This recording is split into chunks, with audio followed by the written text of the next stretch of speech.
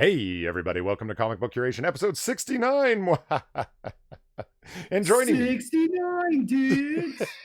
and joining me, as always, is Inquisitor Quiz. How are you doing this week? I'm doing all right. Yeah? Yeah, how about yourself, man? I'm doing fine. I've heard OK Boomer too many times in the past few days alone. Seems to have taken over people's consciousness on the internet somehow, but and on regular news. You know, you got newscasters complaining about it, but fuck them. Moving on, rounding out our triumvirate of awesome is Jack from Bad Comic Reviews. Jack, how's it going? Oh, yeah? He's currently muted. Oh, I'm alive. okay. There he is. He's just stuffing his face with fish. It's fine. Yeah, I got fish sticks. Nice. They're delicious. So, how are you doing this week? You had a horrible week. A horrible week. Yeah, well. Yeah. That's rough. Sorry to hear that, man. We know about it, so we're here for you if you need us. I appreciate that, but you know, it is what it is. So let's get on to some bitching about comics. Yeah. Ryan Walters asked, why don't we have a theme song for CBC? I second this. We need to get some musicians out there if you want to. That's harder than it sounds. Yes, absolutely. Yeah. It's not bad, but like I don't even know what a comic book theme would sound like. Like, I mean, if I could pick it, it would be like something from Alan Silvestri's masterful Captain America: The First Avenger. That's comic booky as fuck, that soundtrack. I was gonna say it's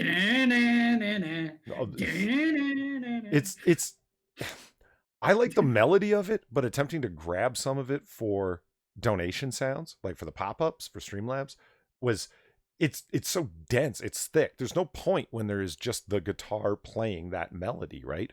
You know, let me see what I can do. I've got the DVDs. Let me see if I can use my Adobe training from my fucking time in school. See if I can isolate some. Go melody, ahead, yeah. Some bars of it. You know what might be is useful. You know what might be a good idea that I didn't think of? We're talking about getting some musicians. I mean, Mustafa's out there, and he's a talented musician. Mm-hmm. Maybe we should get him to play a medley of melodies of da-na-na-na-na-na, and then da-na-na-na-na-na-na-na-na-na.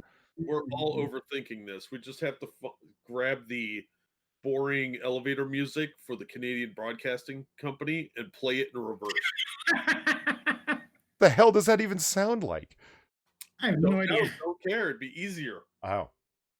Well, shouldn't we grab, like, why go Canada? Like, what if we wanted obscure, like, so it won't be recognized and struck? Shouldn't we go for, like, you know, Bulgaria's broadcasting company? Like it because it's CBC.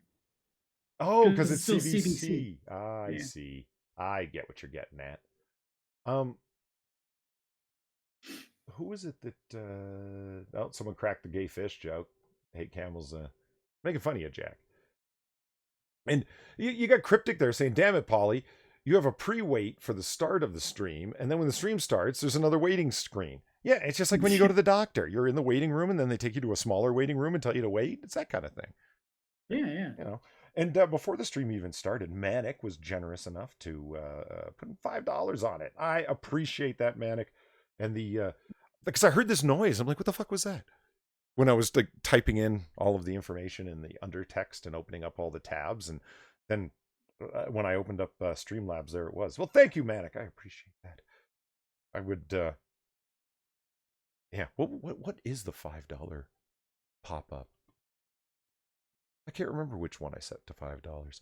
It doesn't matter. In the weeks coming, guys, you'll see it. I want one for 1, 2, 3, like all. I want 1 through 10 different pop-ups. It's ambitious, but I think I can do it.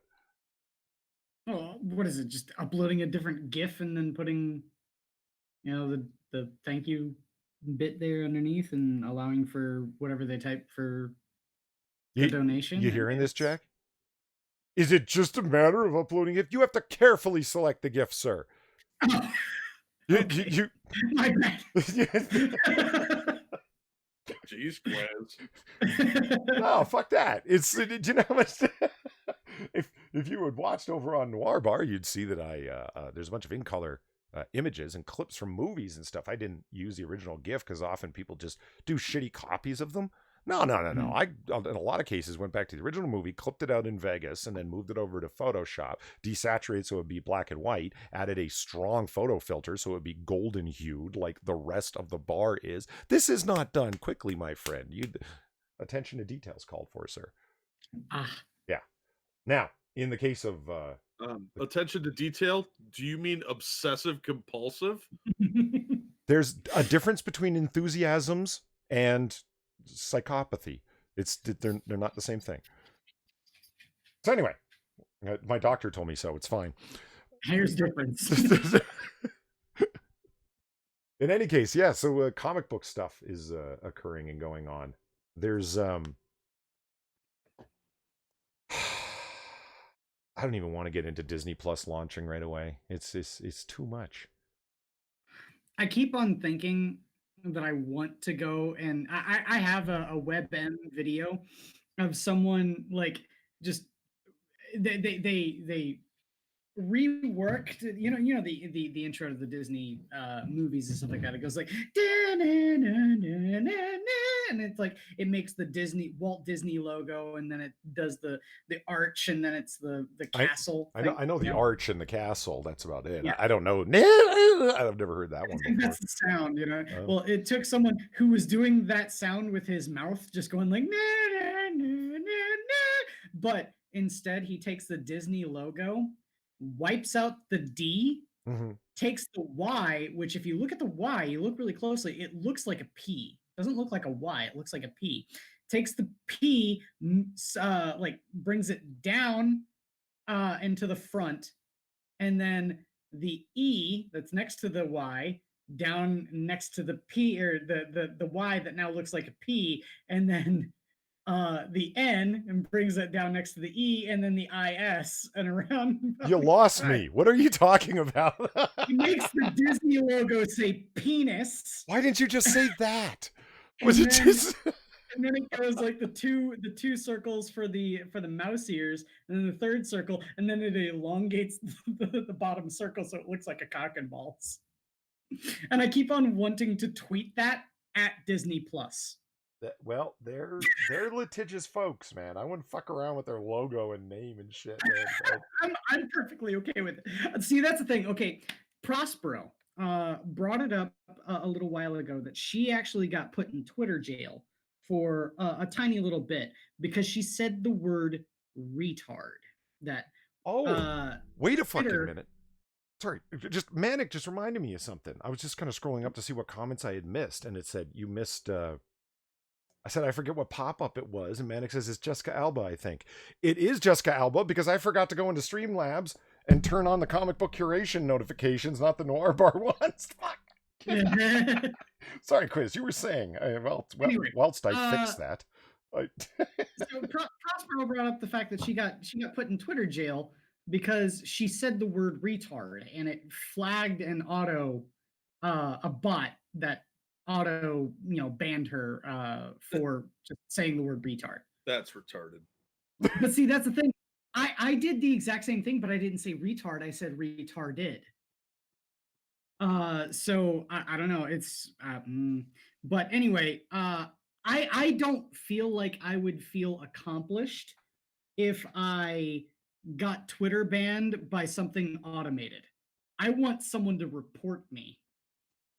And I have a feeling I can accomplish that if I tweet at Disney Plus. That specifically at Disney Plus. Remember, this is Twitter.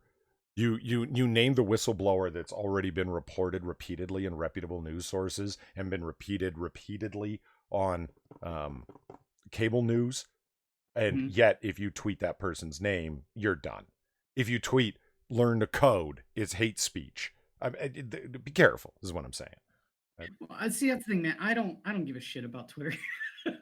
I shit post like fuck on Twitter. That's all I do.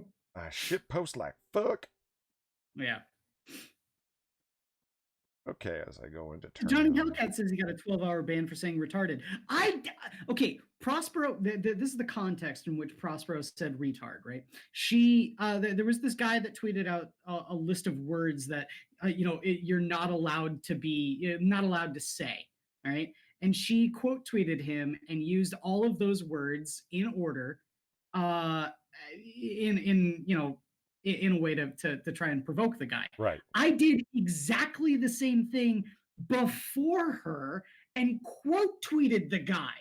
So I thought that he reported her when I'm like, and he didn't report me? Right. What is going on? But no, it was automated. Well, Matt Winter just says Twitter's not doing anything about the whistleblower. Hey, maybe those stories were exaggerated or whatever, but there's a few people that reported that others were getting banned for it. Maybe they're lying, but hey, welcome to the interwebs. Everyone's a fucking liar. Yeah. Johnny Hellcat says he got a 12-hour ban for saying retarded as well. Yeah, I mentioned that. Oh, no, I was ignoring you. Yeah, I know. Fish sticks. Welcome to my life. I haven't had fish sticks in like 20 years. Who wrote this one? Oh, Princess Weeks wrote that one. It's golden. God. Yeah. He's been on the Mary Sue. Oh, yeah. Tyler Lalonde, I don't know, asked way earlier on if I had talked about the Remington lawsuit on Noir Bar last night. No, I didn't, but then I talked about it on some other stream. I can't remember which one, but next Noir Bar I will bring it back up because it actually is an interesting story. It shows you the kind of desperation that people go into in litigation because they know their main obvious case won't work, so they go for odd angles to try and get it done. Let's see. Article capture. Let's bring it up. There it is. For the Mary Sue. This Julia Pennyworth casting choice in Batwoman is wrong. Just wrong. Figures that the black woman who has an axe to grind against all other people for race is going to choose the one time they cast a white person from a black person in the comics to get butthurt about. Newsflash, it's incidental to her character. Isn't that what you always say to us whenever they cast black people for white people? It's empowering when they do it. So Yep, shut up and sit down, Princess Weeks. Yeah, let's move on to the next article because Quiz correctly summarized the majority of it right there. Oh, here's another. I didn't even read it. How about that? Well, I mean, Jesus Christ, man. Fuck, let me read at least. You used to cut me off in the first line. Now you won't even let me get past the headline, for God's sake. I'm sorry. Now, remember, never read the first line. To be fair, the first line usually is the headline, just copied again. Right? Yeah, it's just the same. Let's see if that's the case here, actually. No, it's not. Oddly enough. Here's an article that isn't really worth talking about. It's like the most unsurprising thing to happen on the Mary Sue. It's "We Went There," a feminist interpretation of Terminator Dark Fate. What do you mean you went there? Who's fucking surprised you went there? Everyone was expecting you to go there. That's what your entire fucking shill site is based on. What? Yeah, that's what the Mary Sue is founded on. Are you kidding me? Yeah, we went there. Like, well, yeah, of course you did. What the fuck? I mean, I don't even want to read the article. Who cares? You can imagine what their feminist interpretation is. 3 strong women, blah, blah, blah, blah, blah. Whatever. Enough of that. I like Assassin of the Gray. Hashtag shut up and sit down, princess. We need to make this a thing on Twitter, guys. Hey, that's mansplaining. Yeah. I'm okay with that. Princess Weeks needs a little mansplaining in her life. Now, this new writer that they got over there, Brittany Knupper, Knupper, whatever the fuck. Knupper. Yeah. You wanted to know this. Disney's Gargoyles ranked from most to least daddy. What? Well, you're not gonna tell us what the article's about? Are they saying that some of them are gay? I read through this article. I still don't know what the fuck they mean. I honestly, I'm not even kidding. It's like, I mean, look at it. The most to least daddy. I don't understand. I don't understand what the nomenclature here. Yeah, well, let's find out. Disney Plus launched today, and while most have dedicated every waking minute to consuming all the Star Wars and Marvel content they can handle, others, like myself, felt pulled to the classic animated television shows of our burgeoning adolescence. That's right, millennials, I'm talking about Gargoyles. Ah, okay, boomer. Disney has a knack for creating animated anthropomorphic characters that inspire blah, blah, blah, blah. Okay. So here's my official classification of each of the main gargoyles according to the character from where they fit from baby to daddy on the spectrum of hotness. My ruling is final. That's creepy. That's creepy, Right? Who? It is creepy. Like it's a scale of attraction, and the least attractive is baby and the most is daddy. But this is on the Mary Sue. Keep that in mind.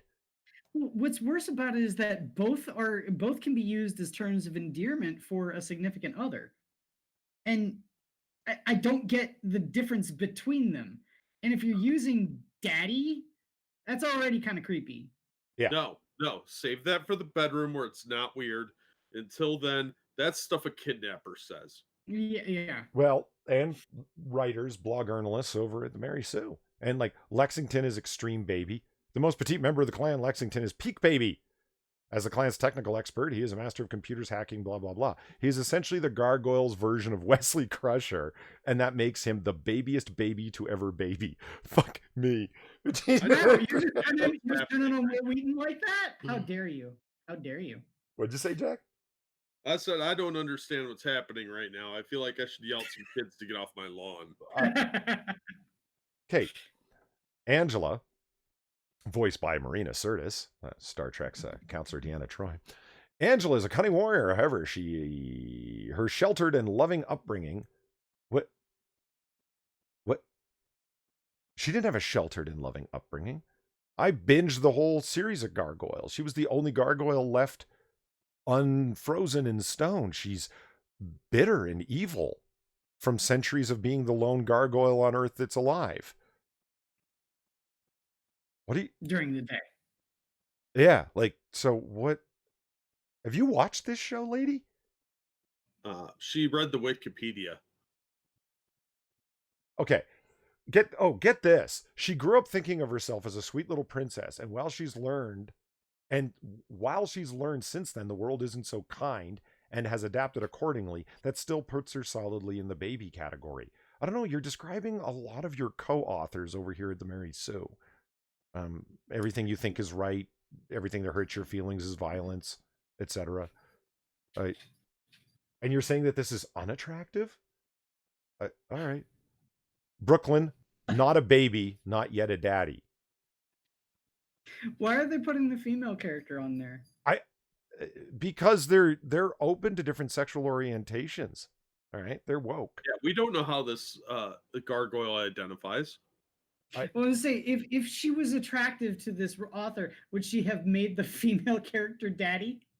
Now, keep in mind the scale. This is important to remember. This is the Mary Sue, and this is so incongruent with the way they talk every other time. And this is a new writer. It's like, is there any editorial staff reading what you guys are submitting? Because this is some classic basic bitch shit that she's arguing here. She goes, when talking about what's his fucker's name, Brooklyn.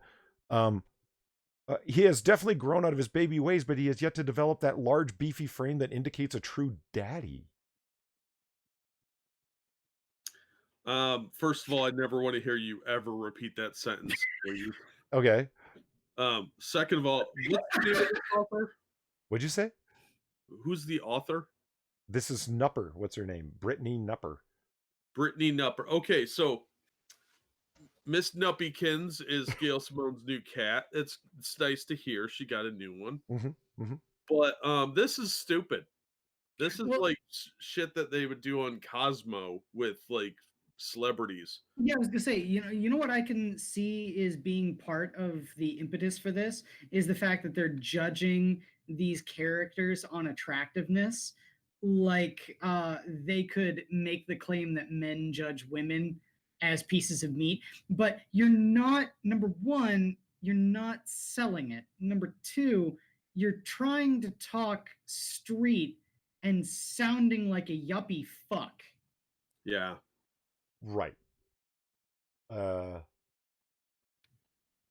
Oh, Johnny Von Sacco. Okay, I see what's going on. Angela's the daughter of Goliath, and Demona is the Marina Sirtis voiced character. This is their princessy daughter. Fuck, I'm vegging out on that whole aspect. Okay, cool. Makes sense. Bronx is Beast Daddy. We're getting into bestiality here. This is getting weird. Getting into? I think we crossed that line a long time ago at the beginning of this article. Yeah, okay, let's move on. Broadway is Bear Daddy.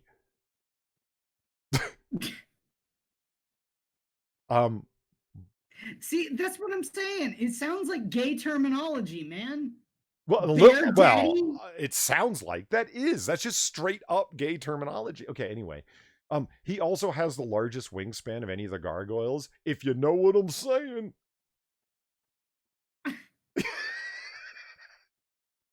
Okay. This is so forced. It's so forced and cringy. Demona is Dominatrix Daddy. But she's not a daddy. Well, plus, check out those Would she powerful be a mom? shoulders and those arms. She could control me anytime she wants. Frosted, I agree with you when you say, I need an adult. Right? It's just... Hudson is Zaddy.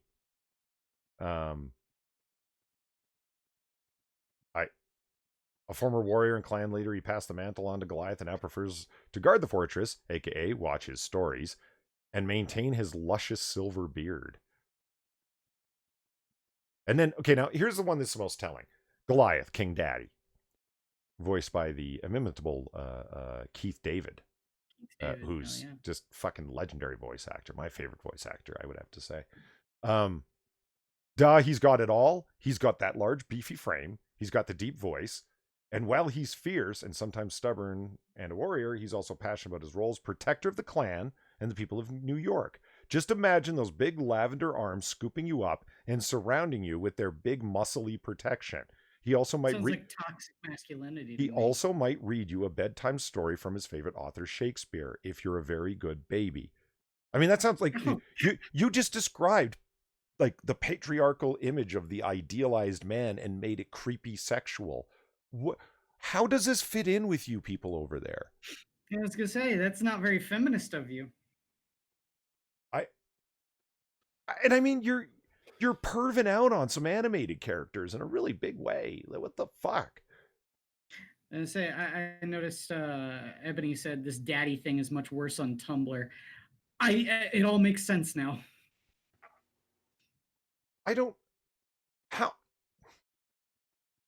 Okay, this article, the reason why I picked it, in addition to it being creepy and incongruent, because it's just like the whole daddy thing, like just like patriarchy. You would expect them to be screaming at somebody who wrote this on Tumblr. You would think that the Mary Sue would be writing a critical article of this. So here's your evidence that they're completely full of shit and say what they want when they want for whatever reason they temporarily have. You know what I mean? Like they have no principles. Even their own patriarchy shit, they don't hold on to it. Because he's got the big beefy frame and that's sexy. Imagine him protecting you and blah, blah, blah. Like, what? You're saying this, you guys? Wait, why aren't you holding up Demona as like the best character, the sexiest character, simply because she's a whammon? I don't get it. But mostly this is blog shit. If this doesn't convince you that this is nothing but a blog, like to say, oh, we interpret the world, this is the nexus for pop culture. No, this is just a bunch of weirdos blogs. This is a subsection of Tumblr come to life. Yeah. It's exactly what it is. Mustafa asks, what the fuck am I looking at? You are looking at an article from the Mary Sue where the author is ranking the Gargoyles characters from least hot to most hot on the criteria of daddy. Baby to daddy. Yes. How sexy it is. Baby is not sexy. Daddy is, apparently, according to this moron, very sexy. So anyway, I think we're done with that. I mean, Jesus Christ.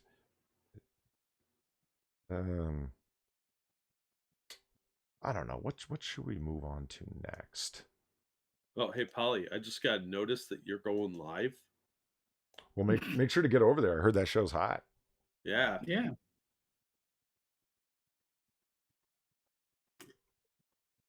Hey, Polly, post this article. Hold on, then. I can chat. I will. You asked for it. Hold on. I'm going to have to reopen a number of tabs to get there. There we go. Jesus Christ. The URL of it is Gargoyles Disney Daddy. God. Oh, shit. Okay, for anybody who wanted to creep your friends out, there's the URL to send it around. Oh, man. And close that. So, what do we do? Yeah, I agree, Ryan Walters. Now I want to cosplay as gargoyles to get the ladies. Absolutely, man. He's got to be Goliath though, because he's the most daddiest of the daddies. Yeah, but you gotta keep in mind, you're talking about like the only women that you're gonna get are weirdo furries. I don't know who the Pseudo furries. I mean, yeah, whoever the fuck fits into that category. A couple people in chat have said that if baby is a measure of sexy, this bitch's PC needs checked. To paraphrase Mustafa, a couple people have expressed that, and I'm on board with that. And second of all, sexualizing gargoyles is repulsive because, first of all, they're stone monsters, and more importantly, that's where the crew of the Starship Enterprise went when they needed a job. Yeah, that's true. Wasn't Michael Dorn several on there quite often? Yeah, Michael Dorn, Jonathan Frakes, Marina Sirtis. Yeah. Jonathan would kill me as Xanatos. I think that was his name. Jonathan Frakes' character looked exactly like Jonathan Frakes. Well, they gave him a ponytail, but that was the only difference. Oh. Other than that, he looks like William Riker with the beard or the goatee, what have you. So, Jack, I take it you didn't make it to the comic store this week. No, I've been busy dealing with real life. I hear you. Have you heard about this new X-Men series, Fallen Angels? Yeah. Fallen Angels back in the 80s was a miniseries where Sunspot thought he killed one of the other kids, Sam Guthrie. Mm-hmm. And he ran away with some of the others, and it was about their misadventures on the run.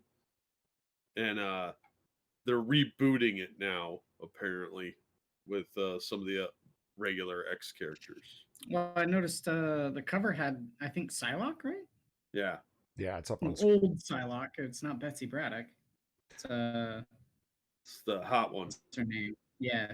And her name now. Junior Cable and Girl Vereen. Yeah, X-23. Say what you want about EVS, but I think that he had the best idea behind X-23. Should have been X-32. Because in a mirror it says sex. Ah. Yeah, that'd have been funny. Mm-hmm. Yeah, but his basis for that character was what's her name? The singer who did that song, Ironic. What's her name? Alanis Morissette? Yeah, Alanis Morissette. She kind of looks like Alanis Morissette. It's because that was the basis of the character. Yeah. So he's watching some video of hers, and it's like, hey, I want to make a Wolverine ripoff that looks just like her. Oh, I mean, that's terrifying.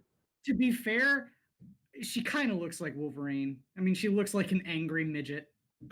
Wrinkly one. Yeah. Not only did she age badly, but with a name like Atlantis Tortoisehead, it's kind of hard to go through life. Well, is it ironic, Jack? Don't you think? No. I really do. I don't. Little too ironic? Not at all. The real irony of that song is that none of those lyrics are ironic. No, they're tragic. Yeah, they're sad and depressing. They're tragic, but they're not ironic in any way, shape, or form. So, did you read this issue, Polly? Yeah, it's up on the screen if you guys were watching the stream. Yes. Yeah, I know the image is up. I didn't know if you read it or not. I have, and that's why I brought it up, because it I don't get, and it doesn't do a good job. Okay, so they go into this stuff, the white page filler that they're doing in all the X titles now, right? Yeah. Mm-hmm. And I expected some kind of background information such that it can be, wait a minute, Psylocke is there, but Captain Britain is there, and it's Captain Britain as Betsy Braddock in her original body. What? What did I miss, Jack? Well, I brought it up a long time ago when you wanted me to explain who Psylocke was. No. Stop. Not how did they separate it? How are they now separate in both? Yet Psylocke still has Betsy Braddock's psychic powers, but so does Betsy Braddock. Like, because the original woman, the original Asian woman who had her original body that Betsy Braddock inhabited, also was a psychic. even with her butterfly powers and her psychic knife and everything? Psychic knife, yes. Butterfly effect, no.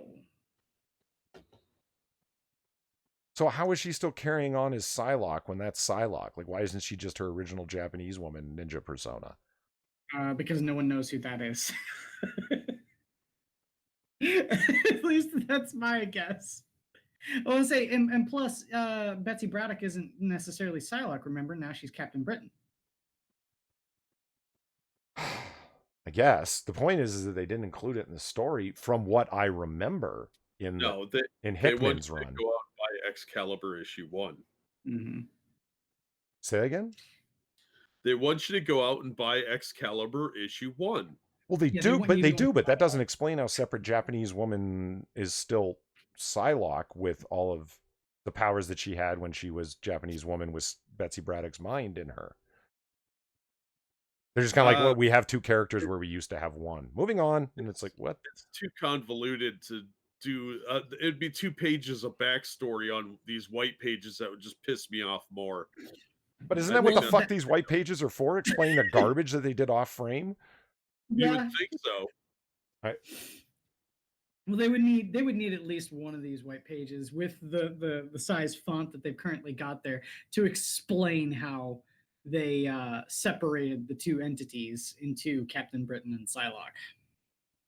Rosella asked, doesn't Psylocke have a British accent? Yes, because she's, well, at least her mind is British. But did they ever make it clear whether she maintained her British accent when she went into the Japanese ninja woman's body?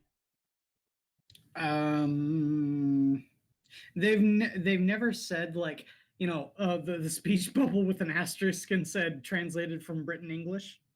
No, but they make it clear that Brian Braddock, Captain Britain, the original Captain Britain, has a British accent simply by, like, saying chaps and so forth.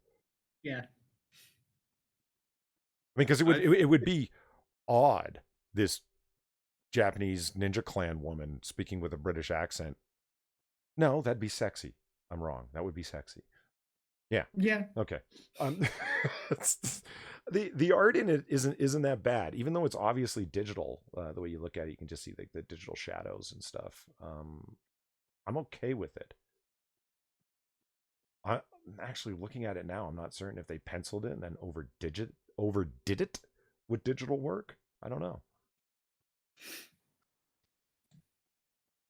I mean, like, the lines in the beginning are odd because you get this, but it is not my way. I have been robbed of my own body, my identity. That time of darkness when I was no one. Referencing when Betsy Braddock took her over. Okay, wait a minute. Why do you have a butterfly tatted on the back of your neck? Because that was related to Psylocke's psychic power, like Betsy Braddock's psychic power. Now they're retconning it that she was always associated with butterfly iconography. What are you doing, Hickman? Is my question. Who knows? Maybe Betsy Braddock got a tattoo while she inhabited someone else's body. I mean, wouldn't that be the best way to get tattoos? Somebody else's, gambling with someone else's chips, as it were. Yes. Yeah. You can get the worst, most tacky tattoos. You white, you don't have to worry about it being on your body. And is everybody pleased that they brought in a Japanese artist to draw the Japanese woman? Because to do otherwise would be, racist. Racist. Mm-hmm. And since it's a Japanese artist, I am disappointed at the distinct lack of gratuitous anime boobs.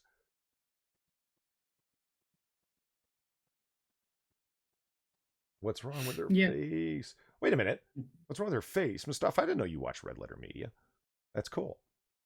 Unless, of course, that reference is spread so far outside of Red Letter Media that no one, anyway. I think Mustafa watches Red Letter Media. Sleepy Doodle says, "What's wrong with digital art?" Nothing. Nothing's wrong with digital art so long as it's done well. Yeah, it can either, much like penciled art, it can either be lazy or good. It's just there is a tendency to pull for Marvel to hire Tumblr artists who can only do bad digital art. So thus it's kind of gotten a bad name. That's all. Let's see.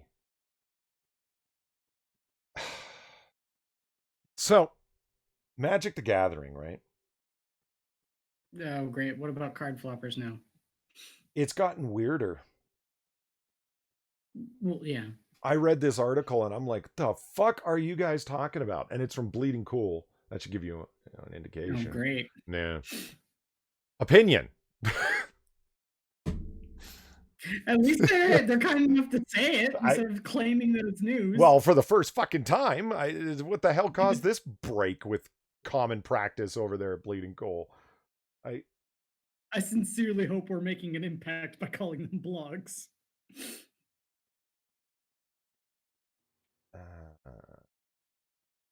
Oh, you misunderstood my tone. No worries, Polly. Yeah, I mean it's. We should do that actually next week for fun.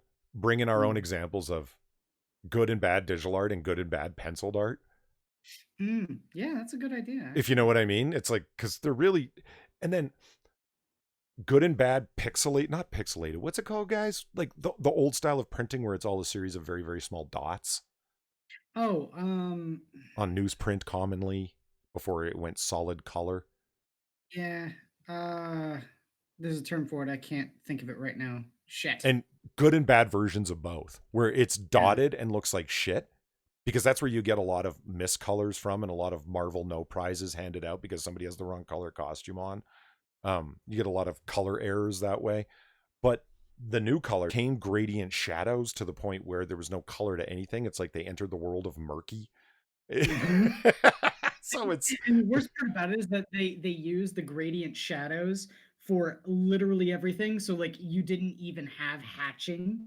Yeah. For right. Any of the line work. Yeah. Good point. It's terrible. Pullouts disappeared, and I didn't even know that term till I started watching Ethan Van Sciver draw like pullouts from shadows, and as opposed to cross hatching, I guess it's just single hatching, but he calls them pullouts. Yeah. I mean, once that's gone, a lot of the art loses its texture in a way for me. And that's not good. Manic Lurking Gopher and Midnight in Exile says pointillism. I thought pointillism was where the entire image is made of single dots. Yeah, so like Midnight in Exile says zipatone. Does that sound familiar, or is he cracking a joke and I'm missing it? Yeah, zipatone sounds a little bit more like it. I don't know. Let me talk amongst yourselves. I'll look it up. Okay, well, hold on when you figure that out, because we're going to go over, it's been a tough week for LGBTQ plus Magic players. All 5 of them. Just, wow. And I'm not even trying to be a prick. It's just like, guys, no one said that. Okay, listen, I sit down and play a game of chess. Let's just say, hypothetically, with somebody. I'm terrible at chess, but let's just say I sit down with them. And suddenly they start talking about where they put their dick and what they like in their ass. I would just be like, what? Why are you telling me this? Is this an attempt to distract me so I fuck up? I just don't understand how it's relevant. Like, okay, we're playing chess. What has it got to do with that you don't identify as male or female? I don't care.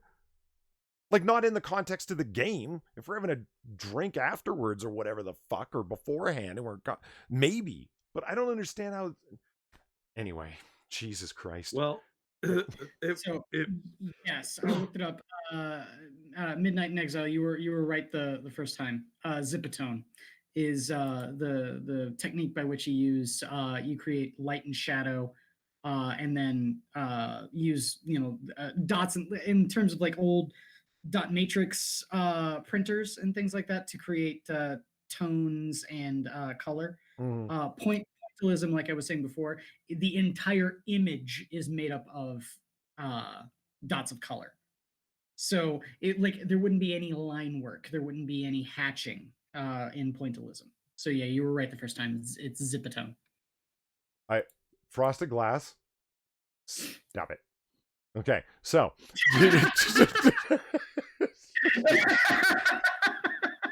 we will not be repeating what he said. Just you stop. Okay. But I like what he said.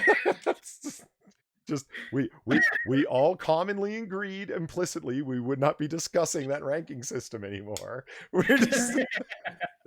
We'll be moving on. Okay. Mustafa has an interesting question. Hmm. I like analingus. What card is that? That would be a Lotus. Oh shit.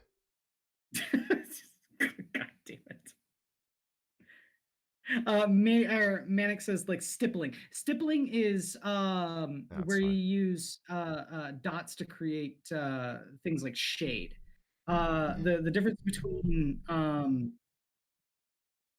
stippling and Zipatone is that Zipatone is how you put in color.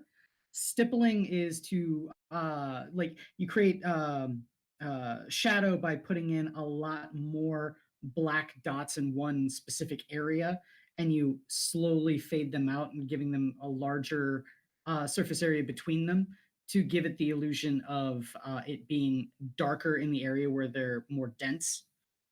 So because of that, it's a lot like hatching, but it's instead of using lines to convey that, you're using dots of ink. And Ebony asked if I'm in a bathroom. No, I'm at my parents' house sitting, and I'm on a inferior mic. So I'm sorry. The the quality is a little bit less than what you might be used to from me.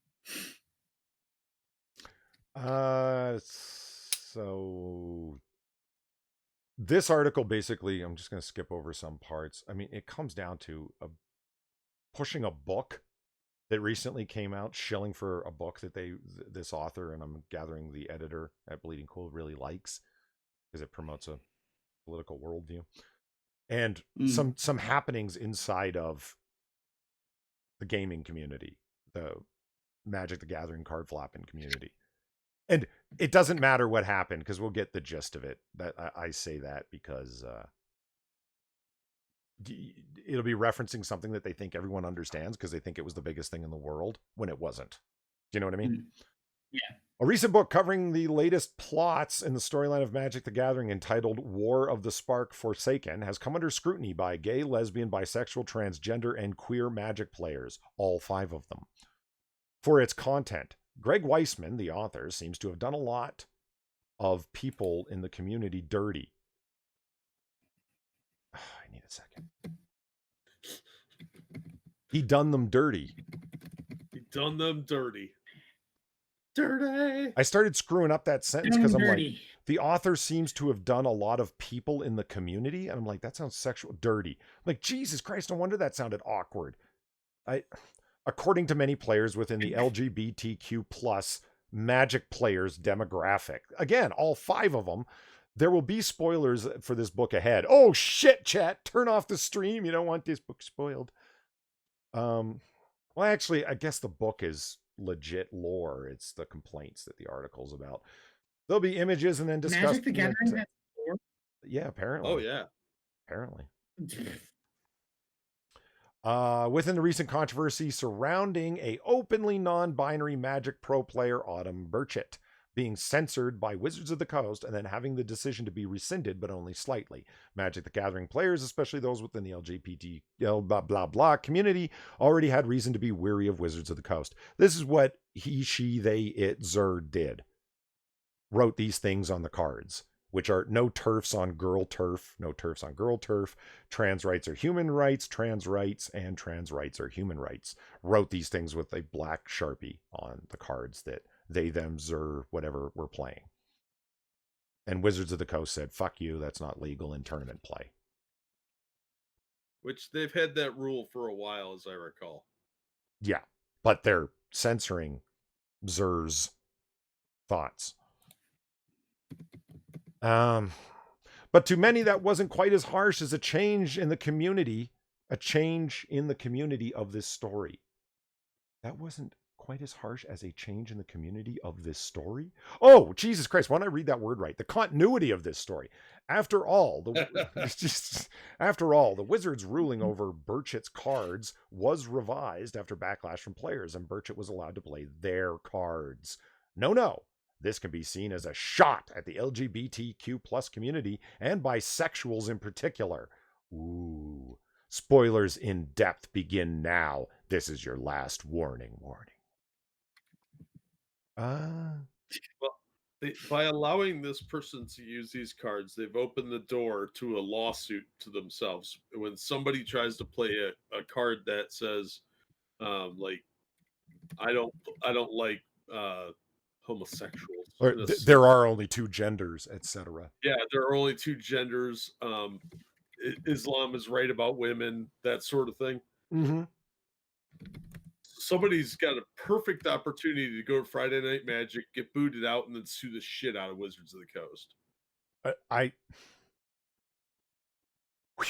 All right. So quoting from this, I don't know if this is from the book or whatever. It says source Wizards of the Coast, whatever. Chandra has never been into girls. Her crushes, and she'd had her fair share, were mostly the brawny and decidedly male type gids. But there have always been something about Nissa Ravin specifically, something two of them shared in the great chemical mix, arcing between them like one of Zal Zarek's lightning bolts that had thrilled her from the very first moment they met. Now everything's different. It was over. Before blah, blah, blah. Wow. Okay. Bad lore. I sorry, Magic players, but Jesus, it seems like you got to have a lot of background knowledge for any of that to make sense. This excerpt from Forsaken is a lot about how Weissman has written Chandelier Noir. There's a Netflix show in the works with her and her adventures across the multiverse, but there's a bit of a snag. Okay, get to the point. Chandra, pyromancer extraordinaire, was something of a budding, excuse the pun, relationship with a elvish elementalist. While Netflix has oodles of shows which are rated for young enough audience and feature same-sex relationships, for some reasons this doesn't seem to fly with Wizards and their brand, especially for the main character of their show. Exhibit B. On Ravnica, in the wake of Gideon's death and Belias's, they had admitted to each other that they loved. But both of them knew deep down they were only speaking platonically. Platonically? This author expresses an outrage. After all, the character arc buildup of Kodesh and Blachdapach after Blachzich's departure from Gekdachach and Bachdach or Dominachach and some other who is it? I mean, seriously, what are all these words? I'm glad that you're using this opportunity to practice your Klingon elocution. But okay, here's the story. She was going to be bi, and they wrote her as not too bi in this book, I'm guessing, and everybody's like all pissed off. Like, seriously, that's the thing? They took a character that was seemingly bisexual and wrote her as non-bisexual, and you're pissed because it's diverging from established canon? Oh, you're pissed. You're pissed. Do I need to bring up Bobby Drake and every other character that they've made gay, or a woman, or, and everything else? You realize that the basic principle that you're talking about here is a violation of canon. That's the entire fucking premise of what you're arguing here. It's not vibing with established canon for some reason that's based in politics from your perspective. We complain about that all the time and get called neck-bearded fanboys. So go fuck yourself in your little fucking complaints. Yeah. That's exactly what it is. That there's this ridiculous double standard that they're refusing to acknowledge. So when it comes up and you get angry about it, all we're just gonna sit there and say, "Cry me a fucking river." I don't care. Yeah, Mustafa says fucking boo hoo. Yeah, that's what I'm. It's like if you went through the Socratic discussion method with them and just said, so you're what? Like, and so on and so on. Eventually we get to, look, the canon's established and it's for whatever worldview I believe that they've changed that. Well, fuck you. Are you fucking kidding me? Bleeding Cool, you champion characters being their ethnicity changing, their gender changing, their sexual orientation changing, their gender expression changing. You champion the fuck out of all of this stuff. And the complaint has never been, don't put any of these characters in comics. The complaint has been, stop making it the central character trait of a new character or changing old characters to be this new thing. So fuck you. Yeah. See, I was actually thinking about this the other day at work. I just randomly popped into my head. But one of the things that I keep on going back to is that people love to say that race swapping a character is perfectly fine if the race is incidental to the character. That that I think most people will agree with, right? It doesn't matter so long as it's incidental, right? Sure. Okay. Let's go by that premise. Why is it then okay for all of the white characters to get race swapped when it's not okay to get the black characters to be race swapped? We saw that earlier with Princess Weeks complaining about Alfred's niece, right? Oh God, don't show me a Warhammer article on Bleeding Cool. Get that shit off the screen.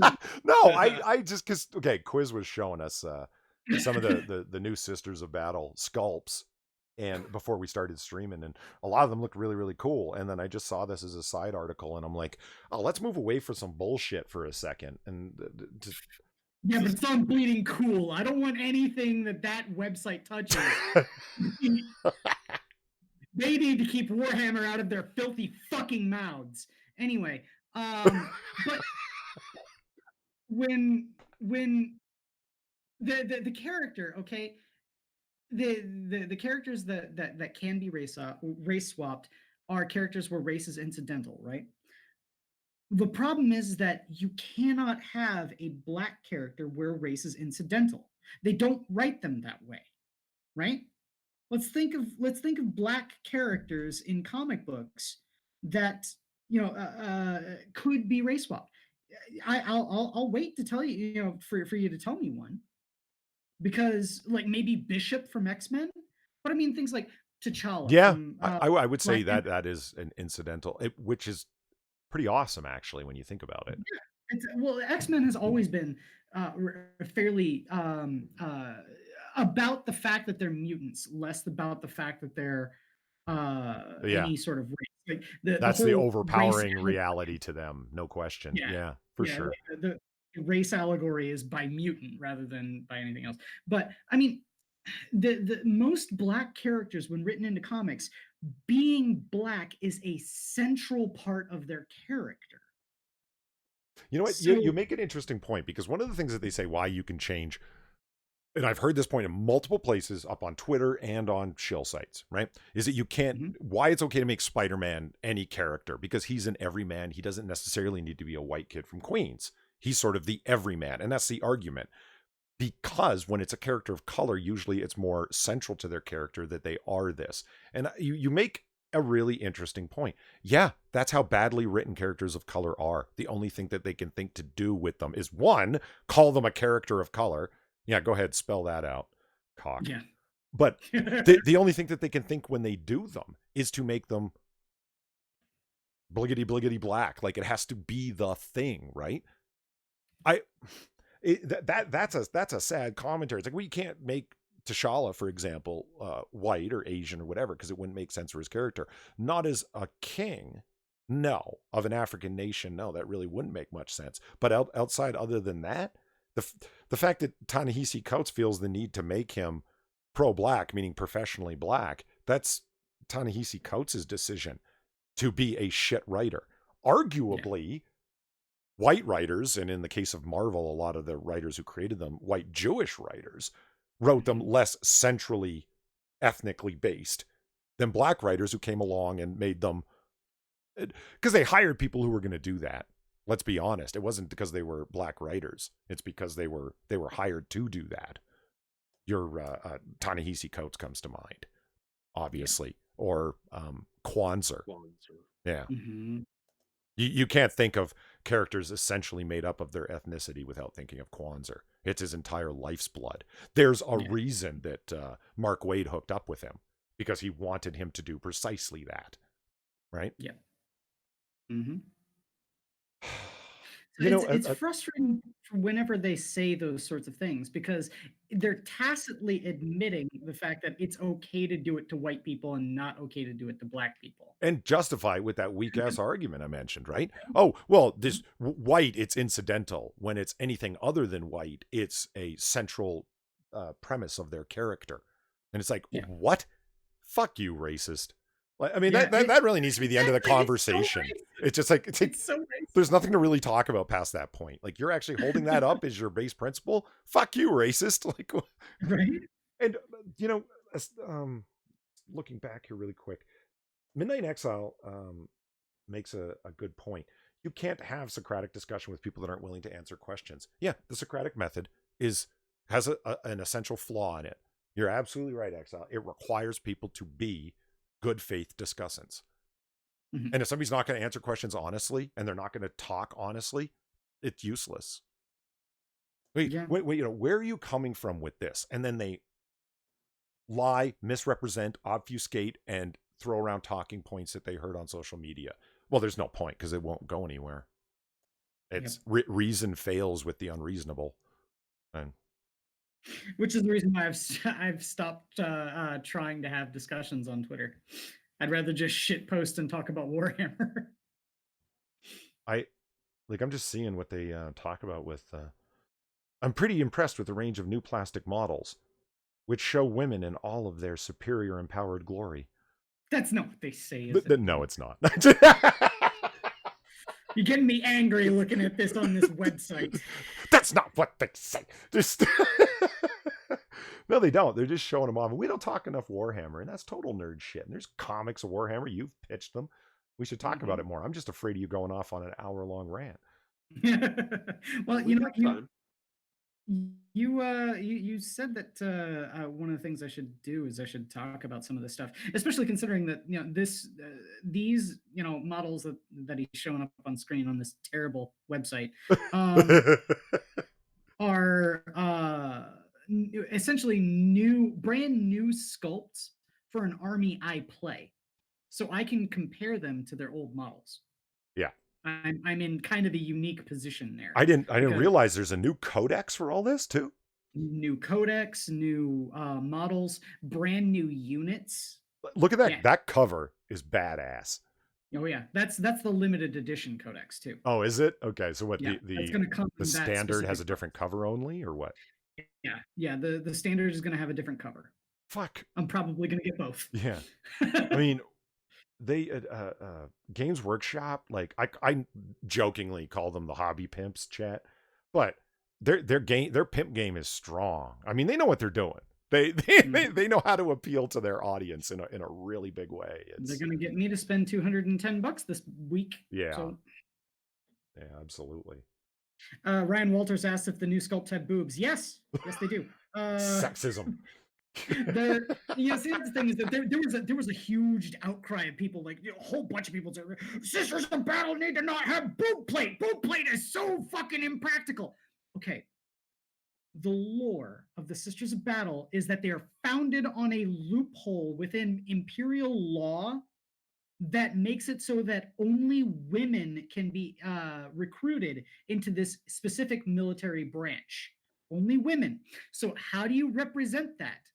By the fact that they are obviously women, by their exterior look. How you do that? Boob plates. Nope.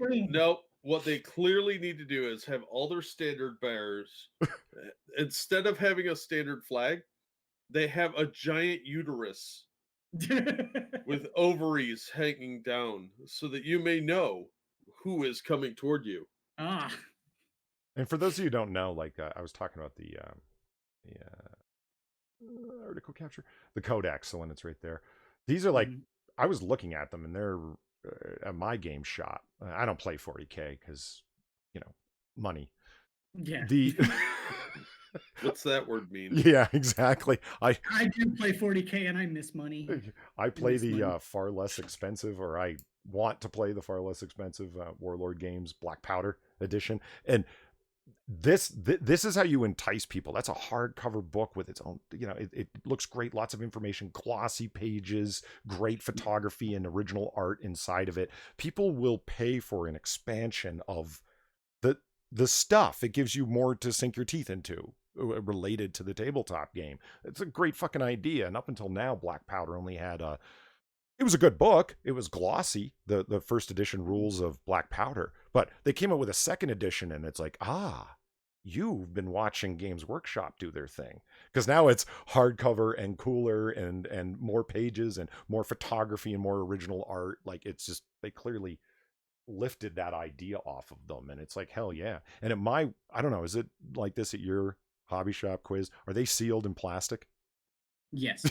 They did that at mine too. It's like, we Your, don't your your face when you realize that everyone that started Black Powder came from Games Workshop. I could believe it. That's not that's no, it's not even terribly surprising. I mean, they're it they at least they didn't charge an arm and a leg. They were Yeah, and they're a lot more affordable. that would probably explain a lot how they went from the shitty ass sculpts to the fantastic ones that I buy, because a bunch of pros came over from Games Workshop, said, guys, we need Yeah. better sculpts than this. Well, It, no, they what it was that there were several people. I can't remember his name right now. God damn. Andy Clark, I think might have been his name. Mhm. Anyway, it was several founders of Games Workshop. Several years after G-Dub's, I think 40K's third edition, actually went from Games Workshop to start Warlord Games. So they left Games Workshop to make Warlord Games. Hmm.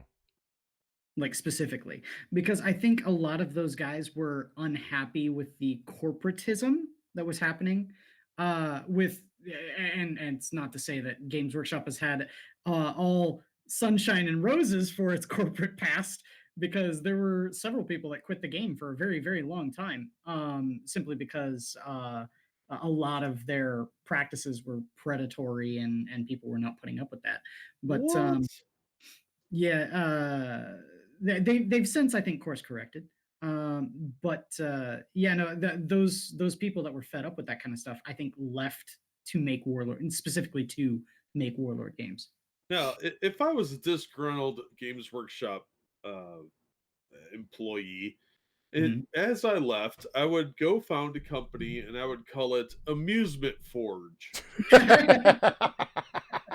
And I would just make parodies of all their stuff. Well, it's funny you say that. Yeah, like, a buddy of mine elucidated me on a reason why Warhammer, why Games Workshop kind of axed the old Warhammer Fantasy line, because for those not in the know, Games Workshop has two primary games that they sell. They sell Warhammer 40,000, which is their sci-fi game, and then they have another one called Warhammer Age of Sigmar. Now, Warhammer Age of Sigmar used to be Warhammer Fantasy.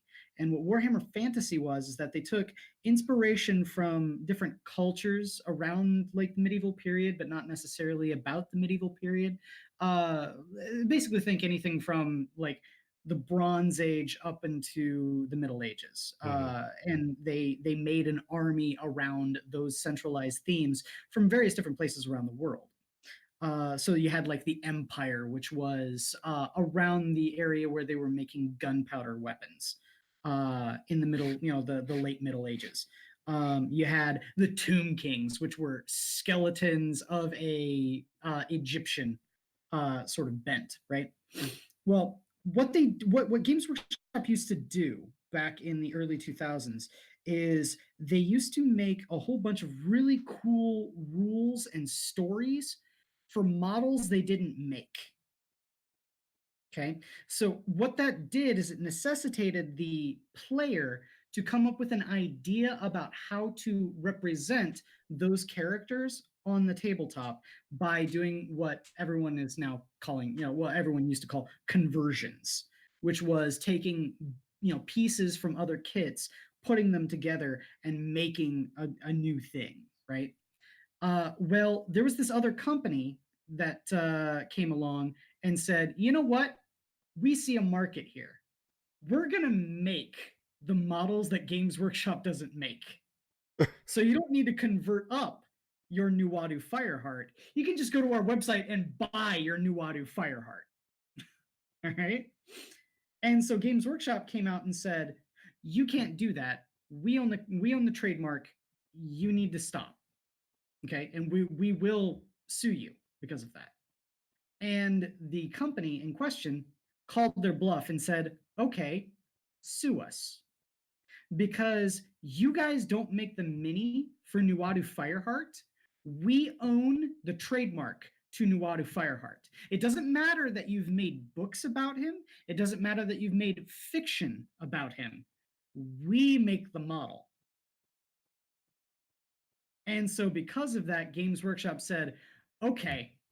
And after the chips fell down because of this this whole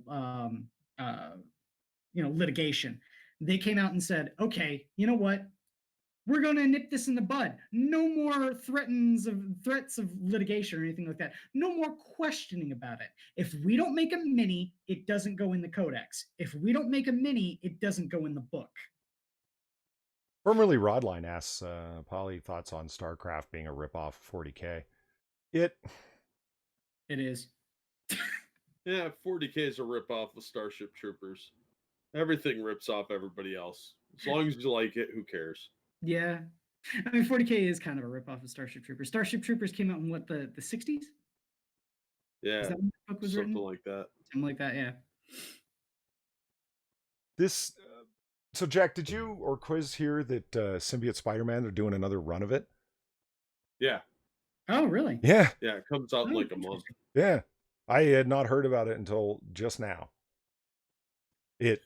So Symbiote Spider-Man actually did a video on my channel here. You can see it, like, why is Symbiote Spider-Man so good? Because it's a throwback to old school Spider-Man before Venom had become a character, before Eddie Brock got a hold of the symbiote Spider-Man, like i.e. Peter Parker still had the alien suit, and it was good. Peter David is back again. It's called Symbiote Spider-Man Alien Reality. Fuck. I think it says a lot when this isn't retconning. What do you call it? Throwback storylines? It's got to be a word for this, or phrase. It's retro? Yeah, it's just sort of expanding on the continuity.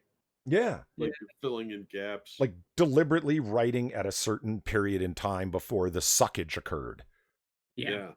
It's like, prior to the great suckage incident of, Clone Saga, I think would be where it probably started, when things got truly awful.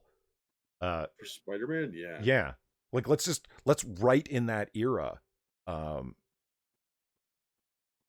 Interesting. I'm down for it as much as I was for, like, Symbiote Spider-Man. It's another 5-issue limited series, as the first run was. Alien Reality will be a 5-issue series, and I'm like, guys, just pull the trigger, make it a series, make it an ongoing series. Like, if it was successful, like number 1 or the first run of it sold very, very well because it was told before the fuckery, and you brought in Greg Land. Actually restrains himself a lot. He's not my favorite artist, but the art is definitely functional for this purpose. Mm-hmm. And Peter David told a pretty damn good story. It worked. And now they're doing it again. If it was successful to do it again, and those guys come with a high price tag, they don't work cheap. So it must be really worth it for Marvel to do it again. Just pull the trigger on it and call it a series. It's like I keep bitching at DC. No. You've got so many great properties like Gotham by Gaslight. Why isn't that a series, an ongoing one? Spider-Man Noir. Why isn't that an ongoing series? Like, I mean, for Marvel, not DC, why. But you know exactly why. Just admit it to yourself. They'll do the first 5-issue arc with this creative team. It'll be really good. Then they'll boot them off and go to the Tumblr crowd And the next thing you know, you got Teeny Howard writing, You and know, it'll be about food or something. you know what? You're And not then you're they'll not get some. wrong. I'm still operating on a really old mindset where No, this it's series will go wishful and thinking. they'll bring on other artists that'll do some stuff, and it's like I've seen X amount. We've all seen X amount of evidence of exactly what you're talking about, Jack. Yeah, Yeah. they'll give it over to morons. Can you imagine Spider-Man Noir or Gotham by Gaslight, because it's in an old-timey era, either 1930s or 40s rather, or what, 1890s for Gaslight? Yeah. Yeah. It's either 1890s or early 1900s. Okay, so Well, he fought Jack the Ripper, so it'd be the 1880s, late 1880s. okay. So, but So, I mean, imagine the possibilities for a social justice warrior. Oh no! oh yeah, Oh oh no! yeah, I'd be Oh, yeah. fighting the Klan every fucking week. Yeah, They're fighting the Klan. They'll have Batman get like knocked out and then have to be taken up by Batwoman, who's a temperance and fucking suffragette. yeah. Spider-Man will Yeah. just be about nonstop segregation issues. Batman will go down and fight racism in the Klan in Reconstruction era South. Like it'll Yep. be awful. It gives them too many opportunities. Yeah. Yep. Fuck. That's why we can't have nice things. Yeah, and Frosted Glasses, Spider-Man Noir would be a suffragette. You're damn right. Because Aunt May, more or less, was. They kind of wrote her as a communist in the two, Spider-Man Noir and Spider-Man Noir Without a Face. Sort of, but not really. It works at the time that during the socialist movement, during the Great Depression, that there were lots of soup kitchens that did advocate Socialism. what we would call socialism ideas, but not really. It was far more widespread and prominent then. That in the hands of, they'd make her a full-on Marxist. You know what I mean? Like, we need to seize the means of production. Aunt May's frail frame up on a fucking apple crate, you know? Why can't that Aunt May get shot? You can't have Spider-Man Noir as a title unless the lead character is black. Good. Yeah. Yeah. You know that there would be a complaint if they didn't. You know, and people say things like that. Go test this. Like people, it's quiz, you son of a bitch. And it's like, you just grab a GIF. It's not a matter of just grabbing a GIF. Go search for GIFs or something like that on an image search. When you use noir and any image like lady, woman, sexy, anything along those lines, right? It just brings up black lingerie, because perfume companies and lingerie companies don't want to call it black. They want to call it noir because it's fancy. Did you spell it correctly? You mean with an E? Yes. Both ways, but it does.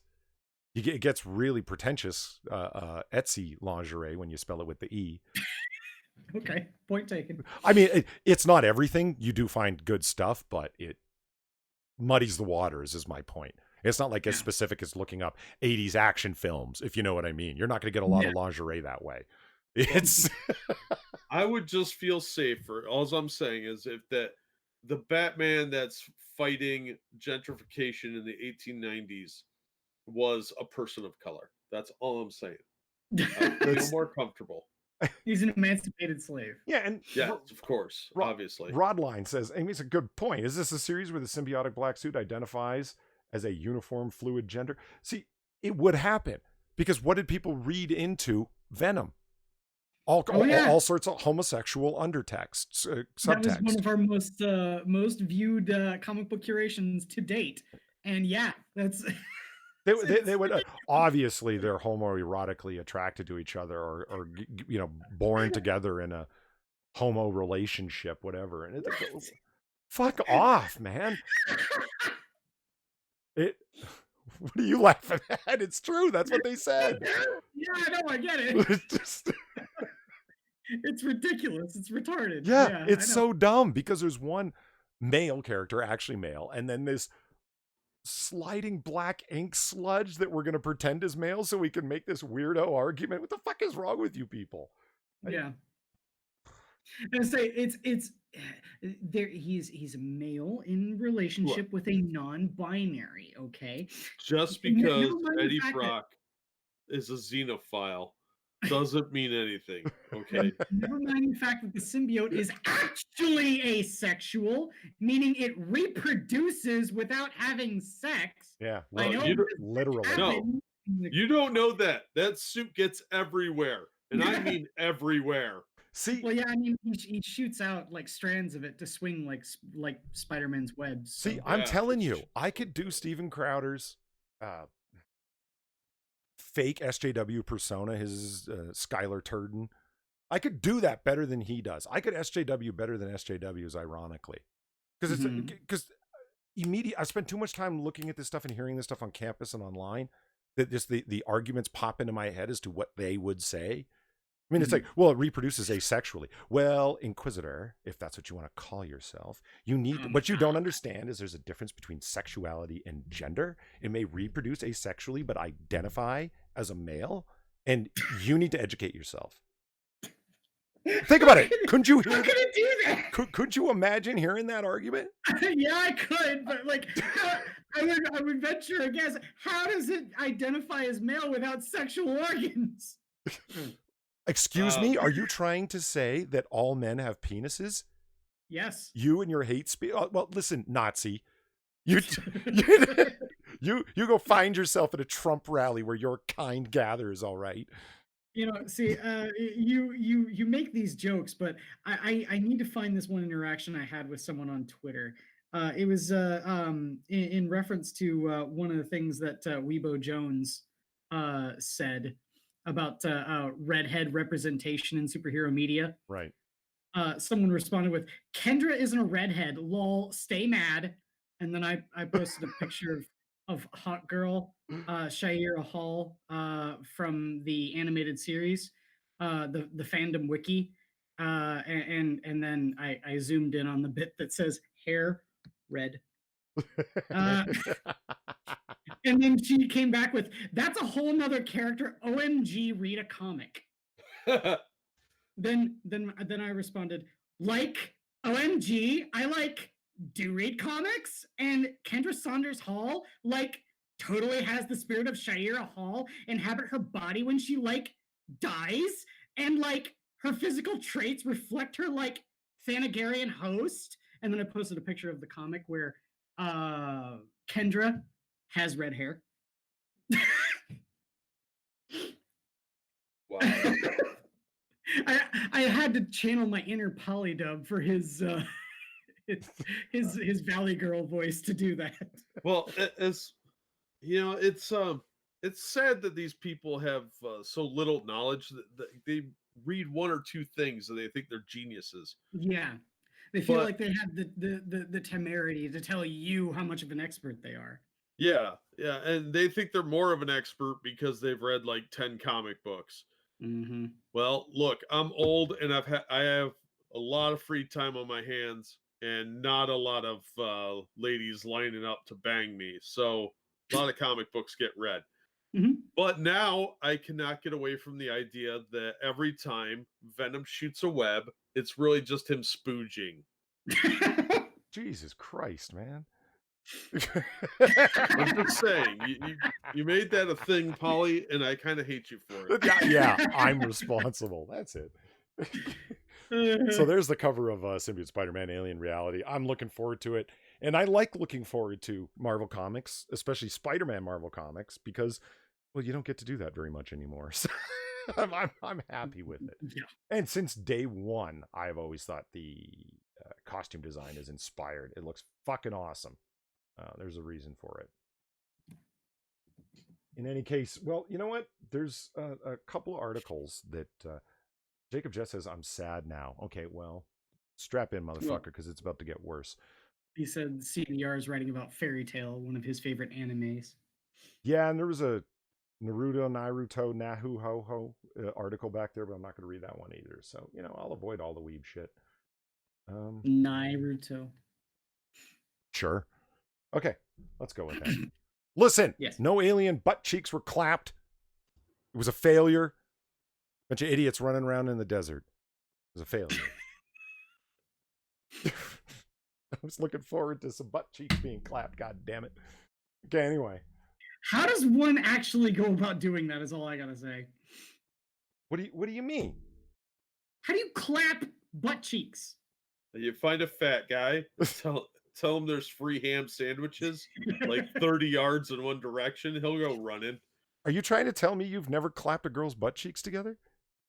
No. You guys got to get out more often. What? Oh my god. I did it. I was like, hey, this one girl went, okay, hey, was doing the twerk thing, and I said, no, it's supposed to do this. Yeah, so yeah. Anyway, moving on. He's giving his professional opinion on how you do it.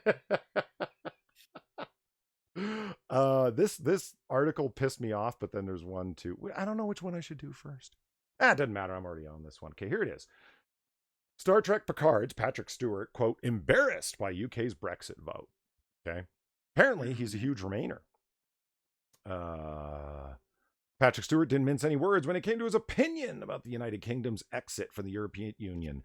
In 2 recent events, he made it very clear that he is embarrassed by the result of the 2016 Brexit referendum. First, at an anti-Brexit rally on November 21st, he would declare the initial Brexit vote was not democratic. How is it not? Because everybody who loses an election says it's not.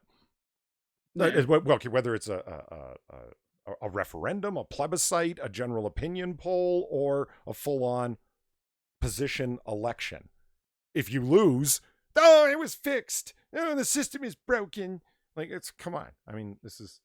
Stewart stated, and I love this, quote, let me be clear, there was nothing democratic about that referendum. In his speech, he also says people weren't just misled, they were lied to. There's the idea. The lies that were put out there, if you don't have an informed populace, you can't have a righteous election or a righteous poll being taken because the people are misinformed. If so many lies are put out there, it's not democratic. And it's, Patrick Stewart, that's much sour grapes, motherfucker. You know it, and I know it. Everybody had an opportunity to vote, a chance to vote. Everybody had the opportunity to find out information. And you make it sound like the majority of the UK media wasn't 100% Remain. Go fuck yourself. The side you want lost. Bite the bullet. Right? Mm-hmm. In a separate speech at a Paris Comic-Con while promoting Star Trek Picard, he started talking politics. Okay. Stewart declared he was embarrassed of being British due to the result of the Brexit vote. Okay. Brexit derangement syndrome. Can we call that a thing now? Yeah, you should. Okay. Now here's where shit gets, if you didn't think it was off the rails before, buckle up. He addressed the crowd in attendance saying, this is a fact. This weekend is a very, very bitter experience for me in many respects, because for the last 35 years, I've been proud to belong to a country that has been part of the European Union. Well, so much for pride and sovereignty, huh? Stewart continued, I am embarrassed to stand here in front of you representing a country that is seeking to break that invaluable connection. Well, more than half of the population of the United Kingdom wants to stay in the European Union. So, it wasn't democratic because of the way that different areas were split up. Basically an electoral college type vote or an electoral college bitter argument. It's not democratic because it should be one person, one vote and so forth. And it was regions and areas. And no, you're still just making shit up. He goes on into this bullshit and says Stewart credits the collapse of the Soviet Union and the fall of the Berlin Wall to the European Union. Really? It wasn't because of internal strife and over military spending and bad management of an economy and an overly massive top-heavy bureaucracy. No. It's because of this European superstate that you formed. Dude, stick to scripts, bro. You're out in the weeds on this one. I have to ask. Okay. When did the Berlin Wall fall? 91. 91? Yeah. 91. Okay. Oh, wait a minute. No, that's when the Soviet Union collapsed. The Berlin Wall. Yeah. Sorry. Yeah, I think you're right. Patrick Stewart, you do know that the European Union was founded in 1993. All of this happened long before the European Union was even a thing. Well, they were an economic trading thing before it became what it is now. And I'm sure that's the argument he would use. Yeah. They had in like multi-intrastate treaties for trading that were just copy and pasted over to the EU trading agreements. You know what I mean? Let's face it. What really happened here was he forgot what was happening, thought he was in his living room talking to a cat, because he's a senile old man. He is quite old, and I don't know if he's losing lucidity, but Jesus. So here's the article where it goes, or excuse me, the line where it goes full nuts. In the same interview, hold on, let me actually read this quote in an article to The Independent. He inherited socialism from his father. Quote, I wrote an email to somebody the other day that in a way, what I'd like to do now is write another article listing all the great things I got from my father: discipline, organization, ambition, storytelling, and socialism. In the same interview, he described himself as an, quote, absolute, fundamental, emotional socialist.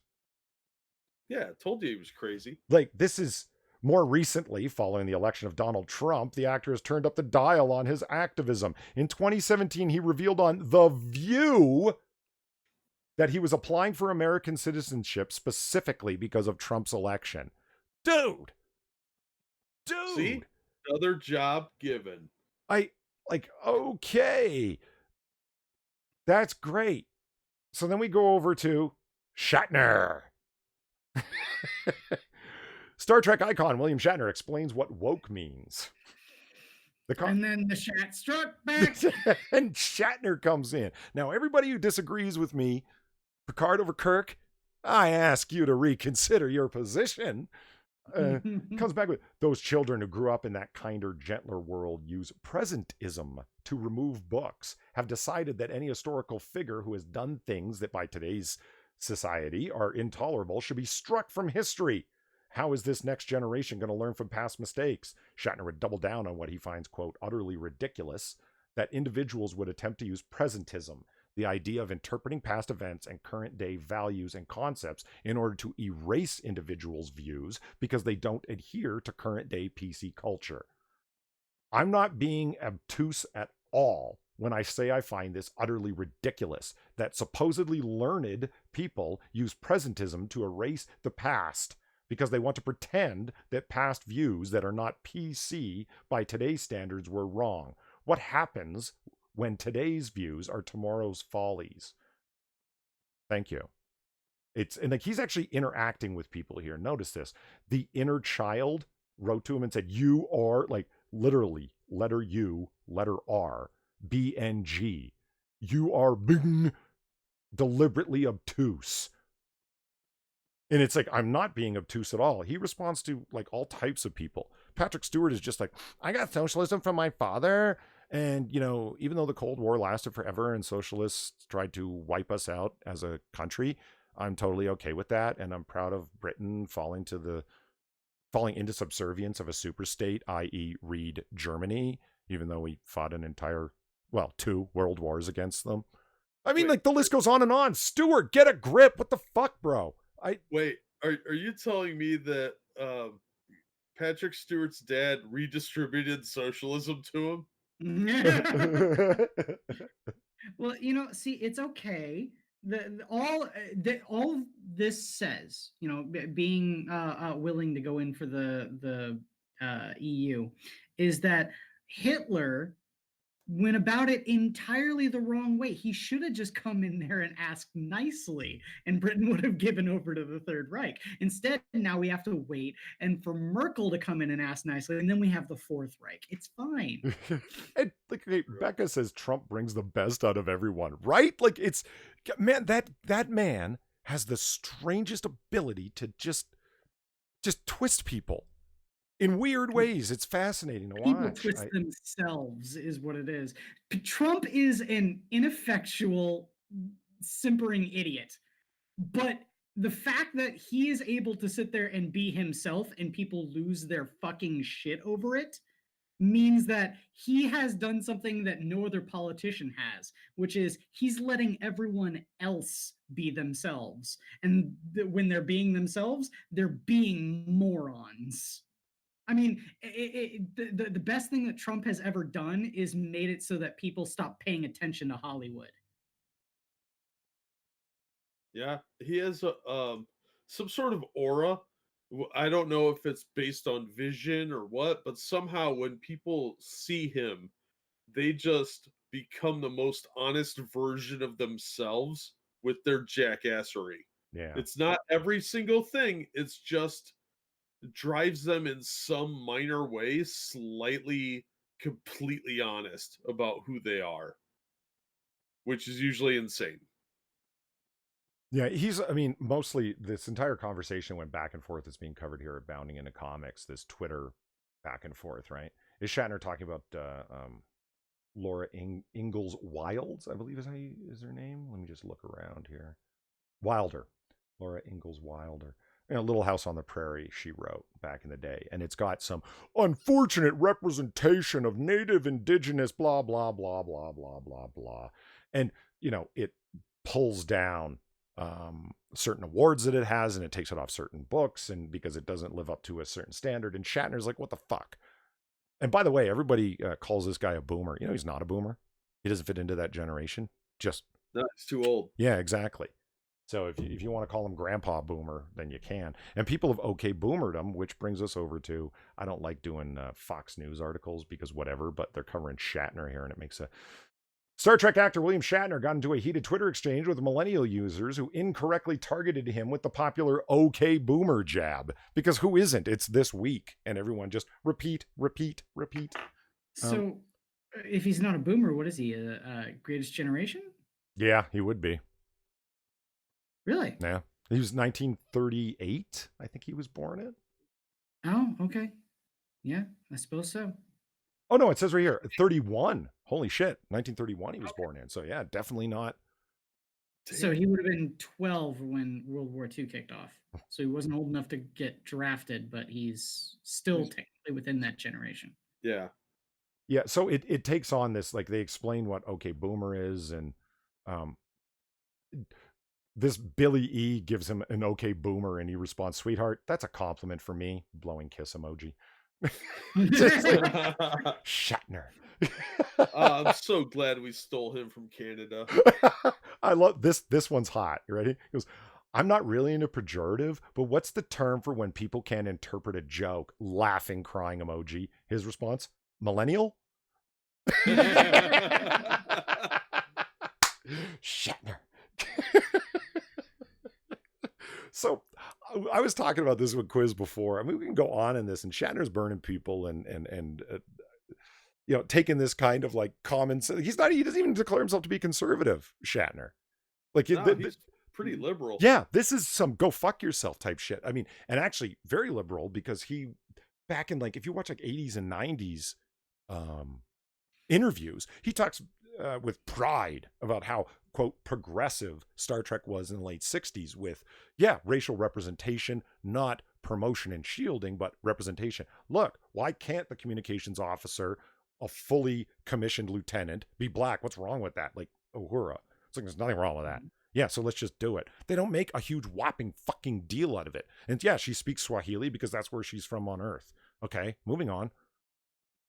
It's like actual representation as opposed to, well, let's ask the black woman what she thinks. After all, we are speaking to a race that is mostly her skin complexion. I mean, I can see that in a current year comic. And they don't realize that's racist as fuck. It is. But what I think comes out of this, and this is what we were talking about, Quiz, where it's like, these guys are actors. They're not their characters. Yeah. And we ended up coming to a criticism of the cult of celebrity, where if it was an actor, because you got Shatner and Stewart, both of them Shakespearean trained actors originally, both of them having moved into Star Trek. But if you heard about some guy around the corner who was at your local dinner theater doing Shakespeare, and he had some opinions on Trump, good or bad, would you care? Nope. It'd be like, who the fuck is that? Like, you wouldn't even, it's like you say the guy's name, and it would be like, I didn't even know there was a theater there. If you know what I mean. You wouldn't care. It reveals something. Why do we care what these people say? Or why are people fucking with Shatner online or applauding Stewart for saying these things, but not willing to actually engage with anyone like Shatner does? Because they have a celebrity around them. Don't ask celebrities what they think about politics. If they're an actor, if they're good at acting, they're good at Shakespeare, they brought iconic roles to life for Star Trek, great. I don't really give a fuck what you think about Brexit, and I don't really care, Patrick Stewart, that you want to become an American citizen because you're so angry over Trump. Blah, blah, blah, blah, blah. Like, look, Holly. His Mhm. toast was talking to him that morning, and Yeah. it said, "Be sure and tell the youngins about Brexit." So I mean, I can have fun with it and just like, like I joked at the beginning, like, Kirk over Picard. And here's why. That's bants. That's jokes. Don't take what actors have to say seriously. It's Chris Evans and Steve Rogers. Thank God. Steve Rogers on film, Captain America, is nothing like Chris Evans, because Chris Evans is a fucking self-righteous douchebag with fake hair Yeah. plugs. I mean, Yeah. virtue signaling scumbag. Oh, I don't think I want to work with that actor anymore since I heard that he softened his views on Trump. Actually said that. I'm going to have to think that over if he's still on the Trump train. I'm not sure I want to work with him. He's the type of dude I wouldn't leave my drink around. And thankfully, except for show writers, you don't see a lot of actors insisting that their weirdo fringe political views end up getting promoted through the show. But now that's kind of become a thing through Star Trek. Star Trek Discovery, right? That's SJW as fuck. Yeah. The way they're promoting the show is that in the first scene, it passes the Bechdel test. Oh, fuck off. Who the fuck even gives a fuck what that means? You're impressing your fellow Hollywood friends, not anyone else. Yeah. None of us give a shit about the Bechdel test. In fact, actually, the person that created the Bechdel test doesn't give a fuck about the Bechdel test. Well, that's absolutely true. She Wasn't- thinks it's been badly misused. It was intended as a thought experiment to explore the fullness that a character is given, not a litmus test to determine wrong think. Wasn't it created by like a cartoonist or some shit? I thought it was an academic of some kind. It is. Oh, well, that's almost as bad. Yeah, offense, no, Polly. Ebony Williams says, and I come back to Chris Evans having hair plugs, lol. Welcome back. Yep. I thought, what do you mean? Oh, that's when you came back to the stream. And Chris Evans has hair plugs. I bring that up because your boy Zach, diversity in comics, now comics matters. I don't know why, but I found it just so goddamn funny when he kept saying, he was talking about Captain America when originally Infinity War was coming out. And he says, Chris Evans' hairline is fake news. You know that, right? Go back and look at previous pictures of the man. Like, his temples were receding all the way to half back his skull. Now you see him and he's got the straightest hairline ever. And I didn't really even hear much what he said after his hairline is fake news. Yep. He's not wrong. It's just a fucking funny way to put it. Oh, shit. So, let's talk about the Mandalorian. What's the Mandalorian? It's a Boba Fettian. Oh, Boba Fett. I don't know. Here. Well, that's the way that he would get me. I mean, I don't know shit about anything. Again, I bring up Lyle McDouchebag's amazing joke that I have to steal all the time. Hearing the words Star Wars Extended Universe makes every vagina in the vicinity of hearing those words immediately dry up. That's 90% of what we talk about. It's not no Star Wars. Oh, yeah. You want to hear about my Sisters of Battle Army? You want to hear about my Superman comic collection? Hey man, that is my my pickup. Is that, hey baby, you smell nice. Want to paint Warhammer? Oh my God. All you right, might as well all just right, say all you right, want all to come right. back and huff paint. We have to Well- end sooner than later. Let's start off talking about Disney Plus before we get into the Mandalorian. Ouch! Epic fail for Disney Plus streaming services. Big debut. Oh, wait. We got to give a spoiler warning just in case. About what? For what? So we don't spoil the episode for people that haven't seen it. Oh no, this is just talking about how the service fucked up when it launched. Oh, okay. Sorry. I mean, so far. I mean, this is ouch, epic fail for Disney Plus streaming services. This isn't about the, we are having a problem. Please exit the app and try again. Error code 1017. And apparently this happened for like a fuck ton of fucking people.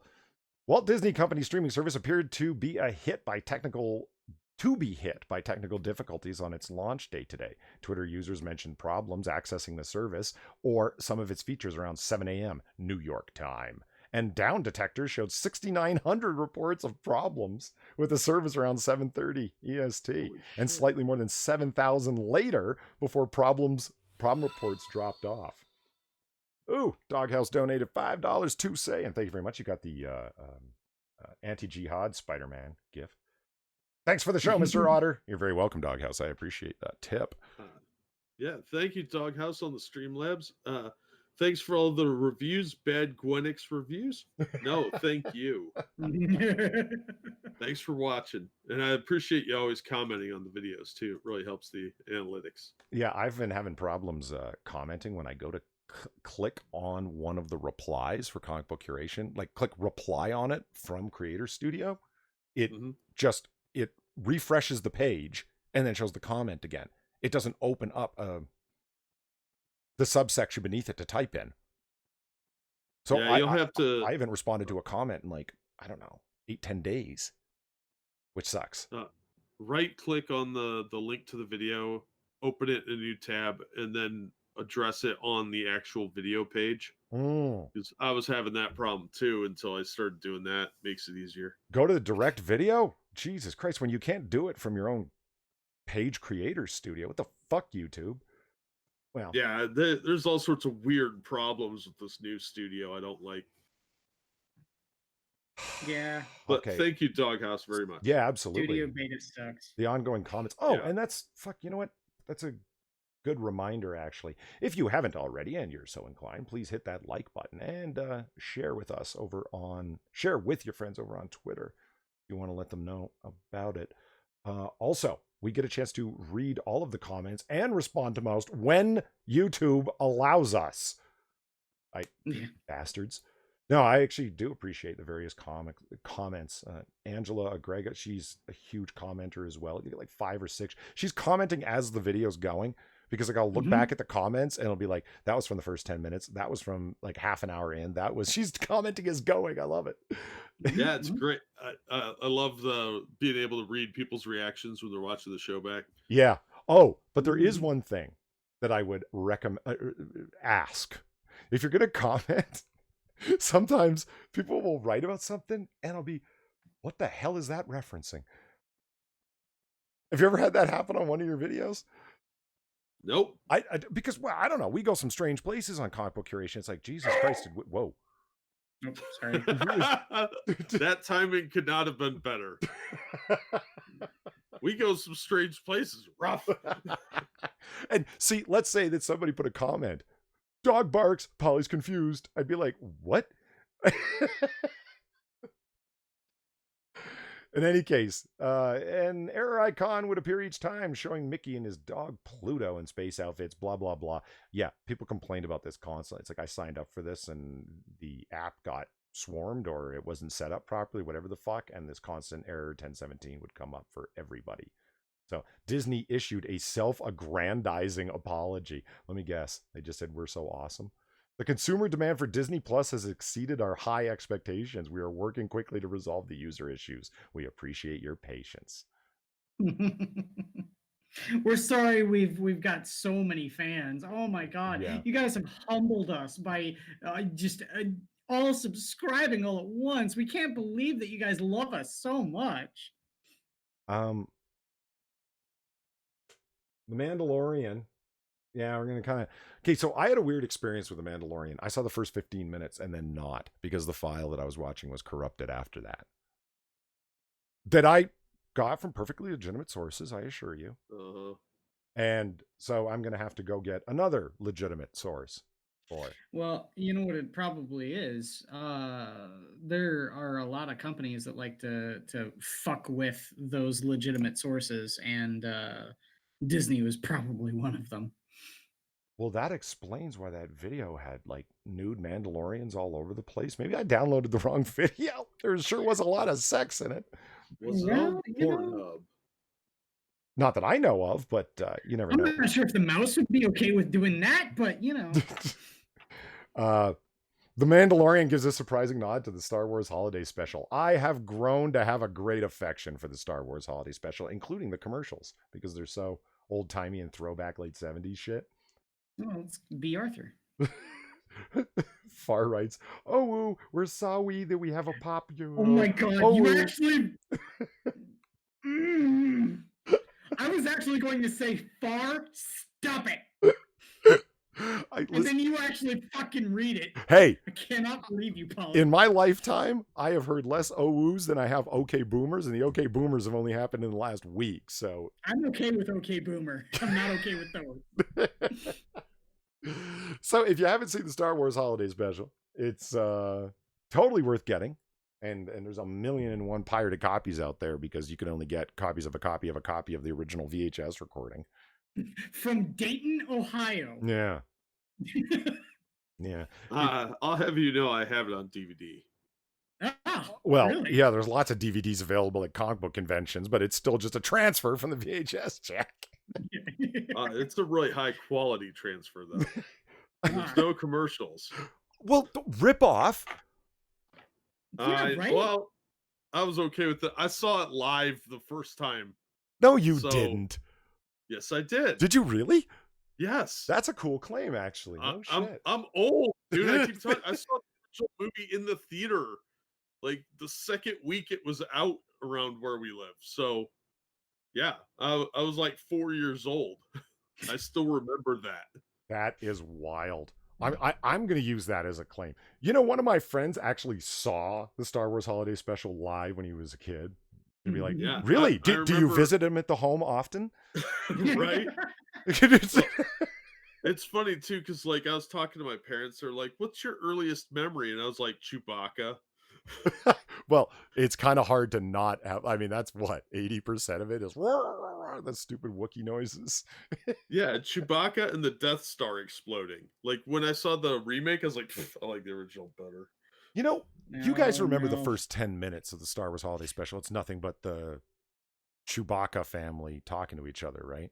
Yeah. The like they came up with on Red Letter Media. It's like Chewbacca's his whole name. His first name is Chew. His last name is Baca. So they're the Bacas. So it's Itchy Baca and Lumpy and Mala Baca. Lumpy Baca. What? That's his name. Lumpy Baca sounds like some sort of sexual disorder. Yeah. No, it sounds like a disease that comes about because of sex. It's like a doctor diagnosing you with, oh no, you got a case of the lumpy Baca. Lumpy is his kid, right? No, that's the grandpa, isn't it? Or is it? I thought it was Itchy's the grandpa, maybe. Yeah, I thought Itchy's the grandpa. I think Lumpy's the kid. Yeah. So Itchy's just in the living room watching porn.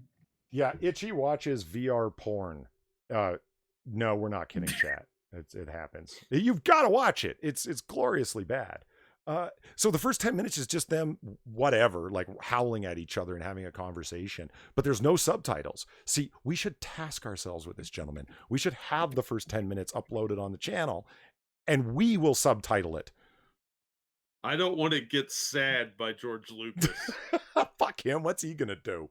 I mean, you can watch the entire Star Wars Holiday Special. It's up on YouTube. He doesn't want to claim ownership of it. I guarantee you that man will go to any length to keep that from falling into the public sphere under Disney. I would put money that he didn't sell the rights to that one. He's like, I'm keeping this. And they're like, yeah, whatever, dude. But now they're desperate because it's better than Last Jedi. So I can... Get this. The Mandalorian gives a surprising nod to the Star Wars Holiday Special. Check it out, guys. It's a CBR exclusive. How? That must be a tweet. You had nothing to do with the series. You don't, openly work for Disney. You've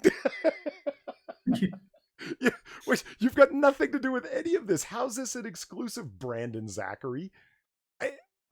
God damn these people. Here, let me tell you what the two nods are. Okay, his pronged rifle here, that's the pronged rifle that Boba Fett has in the Star Wars Holiday Special. There's a short animated, there's an animated short in the Star Wars Holiday Special that features Boba Fett prominently, and that's the weapon he had, and he didn't ever, or no one did ever have it since then. And he's got it in The Mandalorian. So nice callback. Also, he says he's got to get back in time for Life Day, which is the central. Oh God. Yeah, which is the central premise of the Star Wars Holiday Special. It's not Christmas, it's Life Day that the Wookiees celebrate, and apparently more than just the Wookiees. And the whole plot is trying to get Chewbacca home to spend the day with the Baca family, his family, for Life Day. It's corny as fuck, and that's why it's awesome. It's so bad, guys. You gotta watch. Oh yeah, it had B. Arthur singing. No, that is awesome. It is. It is. Tim Conway. B. Arthur is in the Tatooine, the Mos Eisley saloon, spaceport. The cantina. Yeah. Cantina, thank you. Yeah. She's actually in it, and they have all of the original, or a lot of the original inhabitants of the cantina, all the strange aliens. The squid, the giant rat's there, the squid head guy's there. Sadly, the guy in the US astronaut outfit isn't there. Yeah. Wolfman's there. Oh, real they quick. still have the costumes. I mean, you got to remember, this was really close to the time the movie came out.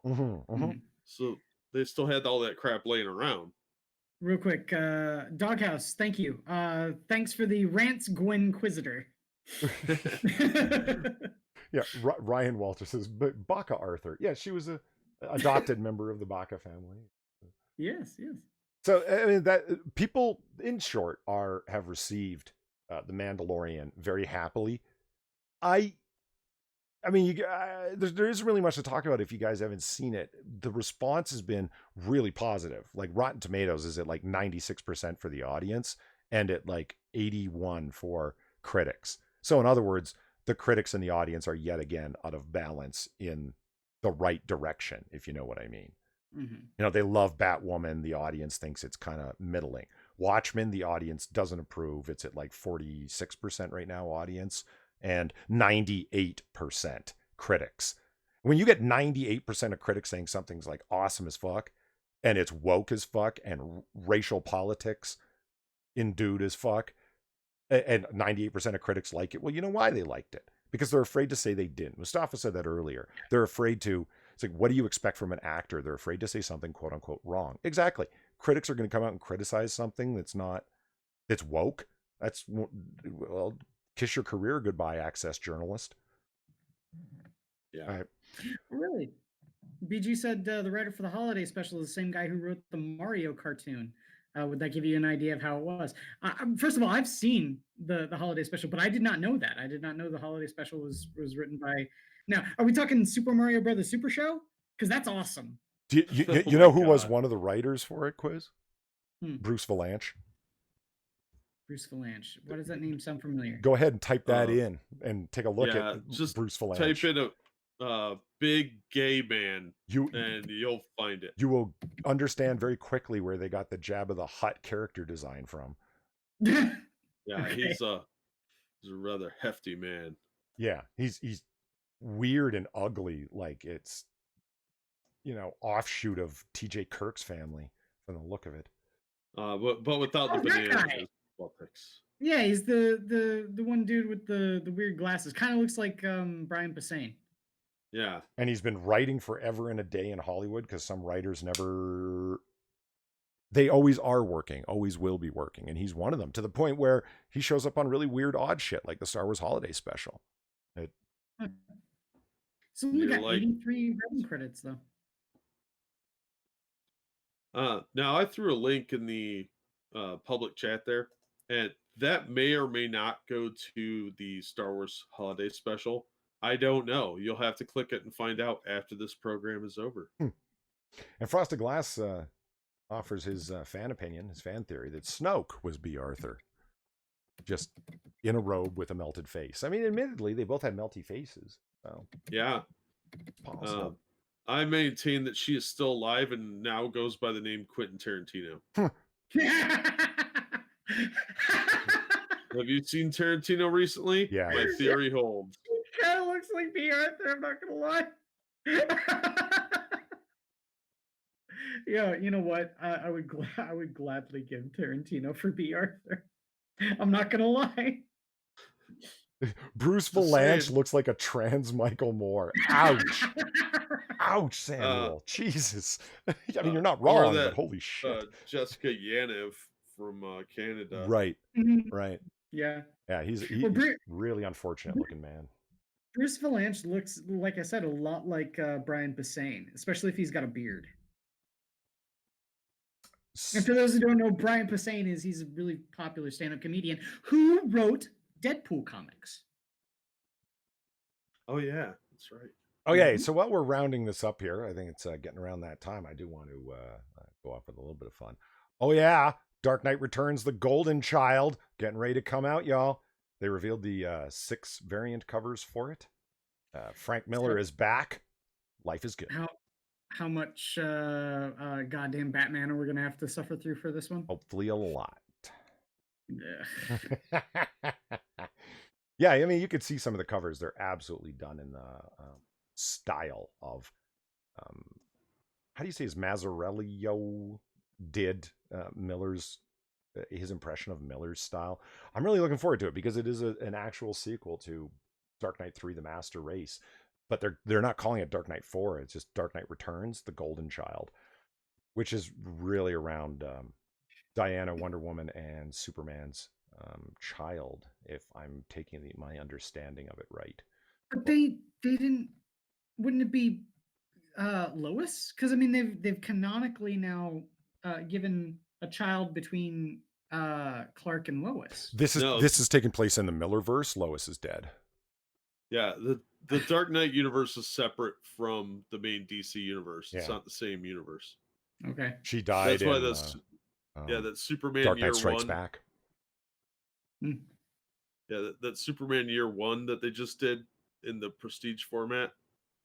That's the origin of the Superman of the Dark Knight Returns universe.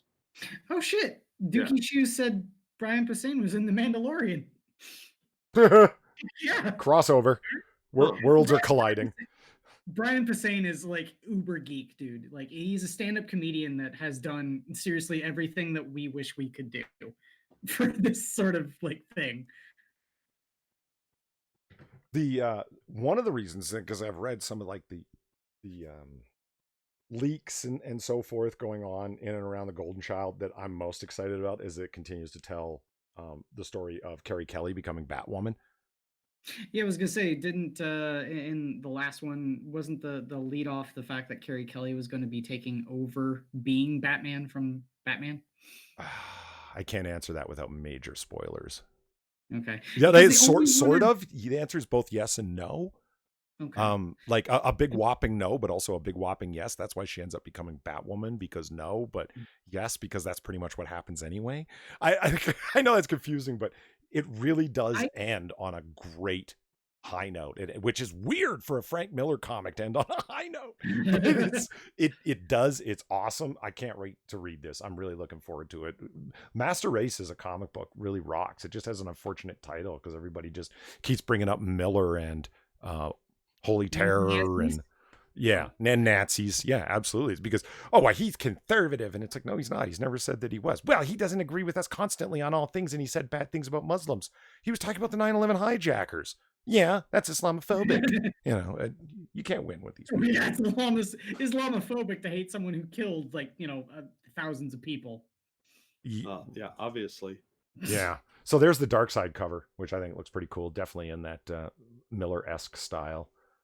I think I need to read the other Dark Knight books. I think I've only read the first one. Really? Strikes Again gets a really bad rap, and it kind of deserves it for the art. Like, the art at times isn't bad. It's fucking laughable. I defy you to look at some of the pages without Miller may have an extremely hard-boiled writing style, but I don't compare him to other artists. He's not a very good artist compared to other artists, man. Well, if you take what's weird? I mean, the criticism or the line that's laid at him is that, he started drawing and writing Sin City and never stopped. No matter what he was doing, he never stopped drawing Sin City because everything looked like Sin City after that. Go back and look at his Wolverine or Daredevil stuff or Dark Knight Returns, the first one. That art doesn't look anything like this. like what he developed. And he got absolutely experimental when it came to Dark Knight Strikes Again. That's why it has some laugh out loud stuff. He was like, I'm going to go full Trad Moore with this and just experiment like fucking crazy for fun. The story's great, but the art turns a lot of people off. So, Well, I'll see. I'll see if they've got it in trade at my local comic shop when I go and pick up my pull list finally. yeah. So there it is. I could talk about some more Frank Miller stuff, but we'll save that for next week. Star Wars: A New Hope has a hilarious new Han Greedo edit on Disney Plus. I wanted to throw this one at the end just out of curiosity. What? Han really doesn't shoot first? Like he... No, I want to see an edit where Han doesn't shoot first, Greedo doesn't shoot first, someone at the bar shoots it, and then Han and Greedo keep slapping it back and forth at each other with like laser tennis rackets until it finally hits Greedo and he dies. No, obviously they're going to have to talk it out, and they're going to work through their emotions through journaling. Okay. Well, since I haven't read this article, I'm going to light speed through it till it gets to a point, because it's on geek.com. So, Lord help us all. At this point, the rich history and mythology of Star Wars as a brand is bigger, stronger, and more important than any of the individual movies. These are stories that are sacred texts and have since become sacred texts in and of themselves. Along with lightsabers and X-Wings, a key part of the Star Wars fan revolves around being angry at George Lucas for continuing to mess around with these sacred texts. Well, joke's on you, dorks. Continuing to prove the fact that he's cooler than any of his creations, George Lucas apparently did one last hilarious bit of editing for Star Wars: A New Hope. For years, folks have whined how the Space Outlaws Han Solo got prematurely neutered when a new edit no longer had him firing first, but second and in self-defense. However, on Disney Plus, if you can even get it to work, Han still doesn't shoot first, and now Greedo gets the last inexplicable word. Really? In the Disney Plus version of Star Wars, Greedo now shouts McClunky before getting shot. This is now my favorite version because why the hell not? McClunky. Okay, Didn't he get shot in the head? What? Didn't Greedo get shot in the head? No, it's kind of like center mass because he just sort of explodes and then lumps over face first on the table. Oh, I thought he got shot in the head. Maybe like the explosion kind of comes out of his chest, but his face, I mean, it's a massive because like the camera angles from behind looking at Han and Greedo's back, right? So it's kind of tough to tell. I always thought I went like center of the chest and it was just a huge explosion. Okay, McClunky. Oh my God, that's so funny. I really thought we hit peak ironic Star Wars editing in 2011 with Obi-Wan's whopping dragon call and Darth Vader shouting no when tossing Sheev down the drain. You mean the Emperor? Why are you calling the Emperor Sheev? What am I missing? How is it spelled? Sheev. Oh, I don't know. I don't know what the hell that is. It's some young people thing. Damn kids and their slangs. Yeah. But now on the streaming service, we finally get to see this weird green monster shout some pointless gibberish before Harrison Ford murders him. That's already worth the $7 per month as far as I am concerned. McClunky. But even better, there's more. Vanity Fair reports that this final change did not in fact come from George Lucas before he sold Star Wars to Disney. Considering how many millions of people are trying out Disney Plus right now, surely we would know about any other changes by now. But I'm holding out hope there's a secret extra 4K HDR scene of Emperor Sheev Palpatine saying his full name out loud. Or maybe they're saving that for the Rise of Skywalker. Is his first name supposed to be Sheev Palpatine? Yeah, that's what Mustafa just said. Oh yeah, his name is Sheev Palpatine. Well, it's better than Shmi. Is it? Yes, Sheev is better than Shmi.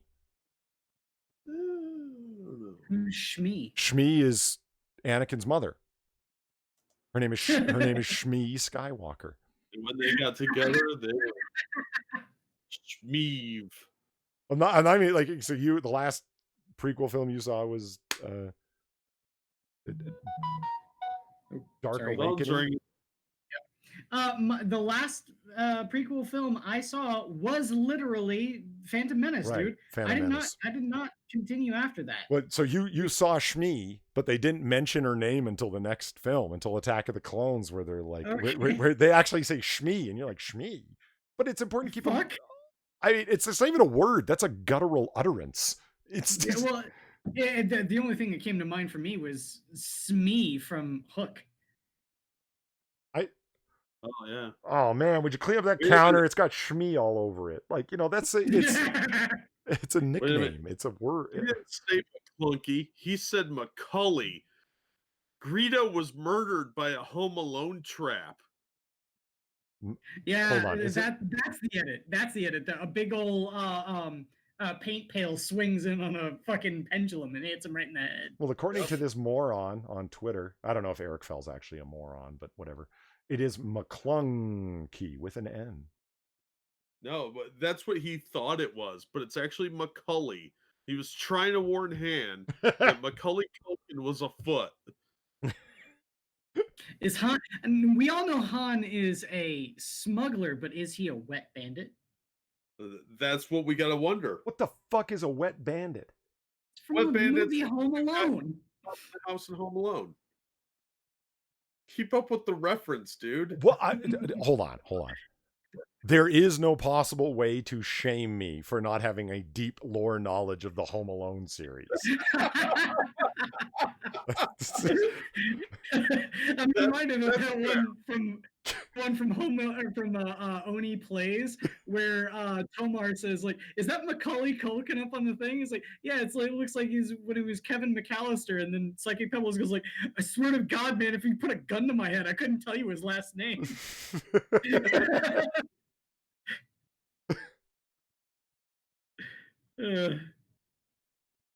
All right, so we are now moving into pitches. So bitches. So we're gonna I'm pitching the last thing that I read that I really enjoyed, so it's gonna be weird. Do you guys want to go first? I'd go first. Sure. Sure. Drag over the screen here. Let's actually try our damnedest to make them quick as possible. And I realize I'm the worst offender for that, but because I actually do have to get going right quick here. So, comment capture, article capture. Which one is it? I don't know. Is it that one? Wait. Yeah, that works. There you go. Ooh, all right. Good call, Jack. Good fucking call. Star Trek Year 5, Issue 5, and Issue 6. Two-part story written by Jody Hauser, who hates all of us. Art by Sylvia Califano. Color by Thomas Deere. Letter was Neil Ukite. Now, what I really like is they've got a showrunner for this series, who's the guy that wrote the first two issues, Jackson Lansing and Colin Kelly. They've been overseeing the book, which I think really, really helps. But this issue is a lot of fun because the Enterprise goes to an wreckage of a planet where everybody's dead for a long, long time, and they pick up some artifacts, and it makes the crew start acting weird. But it also gives them the chance to talk to the Tholian that they picked up in issue 1. And I really like this story. I thought it was a lot of fun. It was very smartly written. I thought anyway, and it made Uhura shine pretty well. You actually get to see her try to do what she does best, which is linguistics. That's a hell of a likeness, by the way. Like they're winning on likenesses in Year 5, man. It's awesome. Yeah, and this isn't even the artist that did the first two issues, who I thought was the best one. But it's really solid art for IDW, and I really am enjoying this series quite a bit. It's got some good perspective shots. It looks like the set from the show. They're just doing an amazing job with this. And it's all around a solid book. And I really enjoyed these two issues. I thought they were a lot of fun. Kind of reinvigorated me to want to get caught up on the series, because I'm actually one more issue behind, and the new issue comes out soon. So yeah, I really dug this. I thought it was a lot of fun, and just the premise was really fun, and it had a lot of potential to be really entertaining, and it really felt like a Star Trek TV series episode. So Star Trek Year 5, Issue 5 and Issue 6, great stuff. They, I, great recommend. I've already read them. Fully behind it. Like, yeah, that's a hell of a pit. Year 5 has just been kicking ass. So much better than the Q. Oh, Q Conflict Yeah, was a total yeah, pile of shit yeah. compared. Q conflict was just. I wanted so much out of it, and it jumps. It moves too fast. There's not. There were too many characters. Yeah, absolutely. That's why they had to keep jumping. I mean, you have every ship's crew, which is a good idea, but you need a hell of a lot of pages allotted to you to pull that off, and they didn't Yeah. have them. Too much going on in too short of a space. Yeah, the only complaint I have about this series is that when they showed the Klingons, they were the next generation Klingons. They weren't the guys wearing blackface. Aw, lame. That's canonically consistent. It's possible. Well, I don't know. I understand they retroactively did that, but I don't want lumpy-headed Klingons in original series. You want black-faced white men being evil and Right. treacherous. I get you. Yeah. That's Blackface is evil and treacherous. So obviously, we know who the bad guys are. Good save. Good save. But they even, I mean, that's what you got to love about the Enterprise retcon. They even included why they behave different. It was great. Like, just Yeah. Well, anyway. All I'm saying is, if if you want to read a comic that you are going to enjoy and you're a Star Trek fan, this is the one. Yeah. That's all I'm saying. Year 5 is a fantastic book. It's one of the best books out there right now, I think. Yeah. Like, if you're right that it has the feel of TOS. It's of that vibe. It's really well done. So, Quiz, would you like to go next, or shall I? Sure. My pitch is written by Elliot S. Magan and Alan Weiss. Pencils by Alan Weiss. And colors by Digital Camelon. My pitch is. Is it up? You're up, but it's. It says the screen share. I am now screen sharing. Hold on. Fucking hell. Screen share. Application window. This one. All right, hang on. Let me see if that'll. See, everyone has technical difficulties. It's not just me. It happens. Did that fix it? No. Nope. What the fuck? All right, hang on. Stop. I'll just screen share the whole goddamn thing. Mine is the blue, the gray, and the bat. Nice. Oh, classic. Very nice. Haven't read it, but I know of it. This is cool. This is essentially the story of hang on, let me hide that. Of Lieutenant Colonel Bruce Wayne meeting with President Lincoln in the beginning of well, it's not the beginning. This is well after the Civil War has already kicked off. And he's mentioning that there's this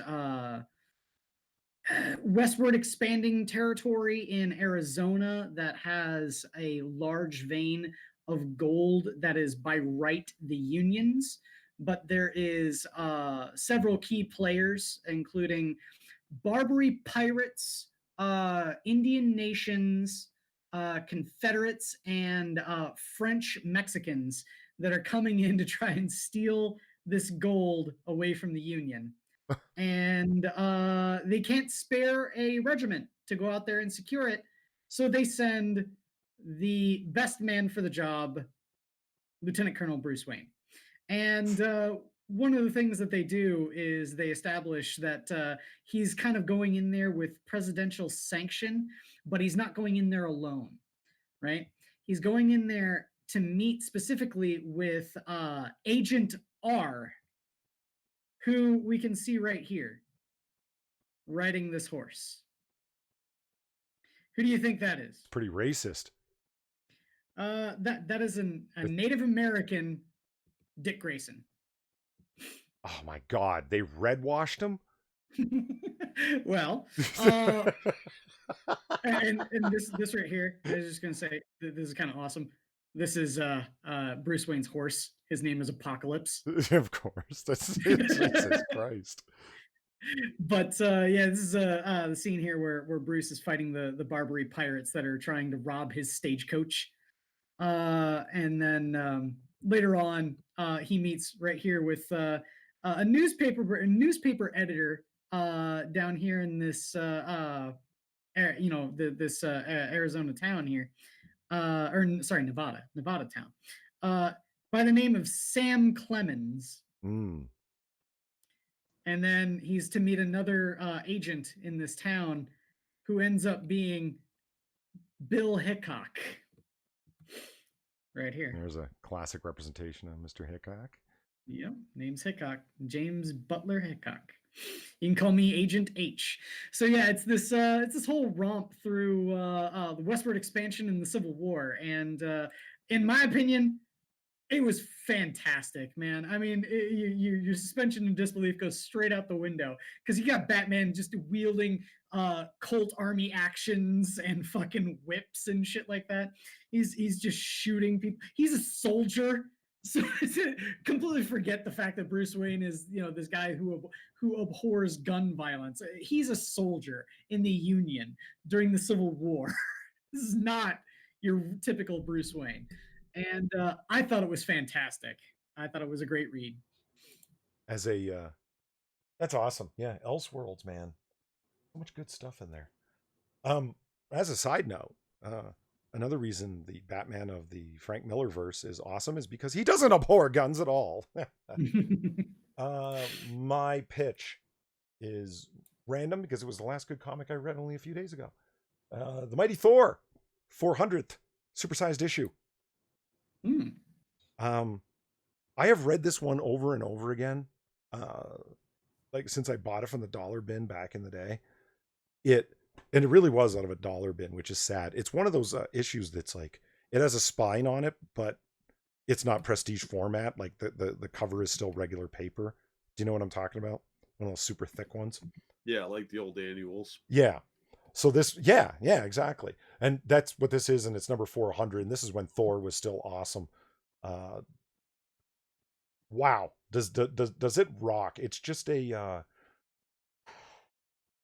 I mean, Ron Friends and Tom DeFalco was still editor-in-chief at this time. So, stuff was still good.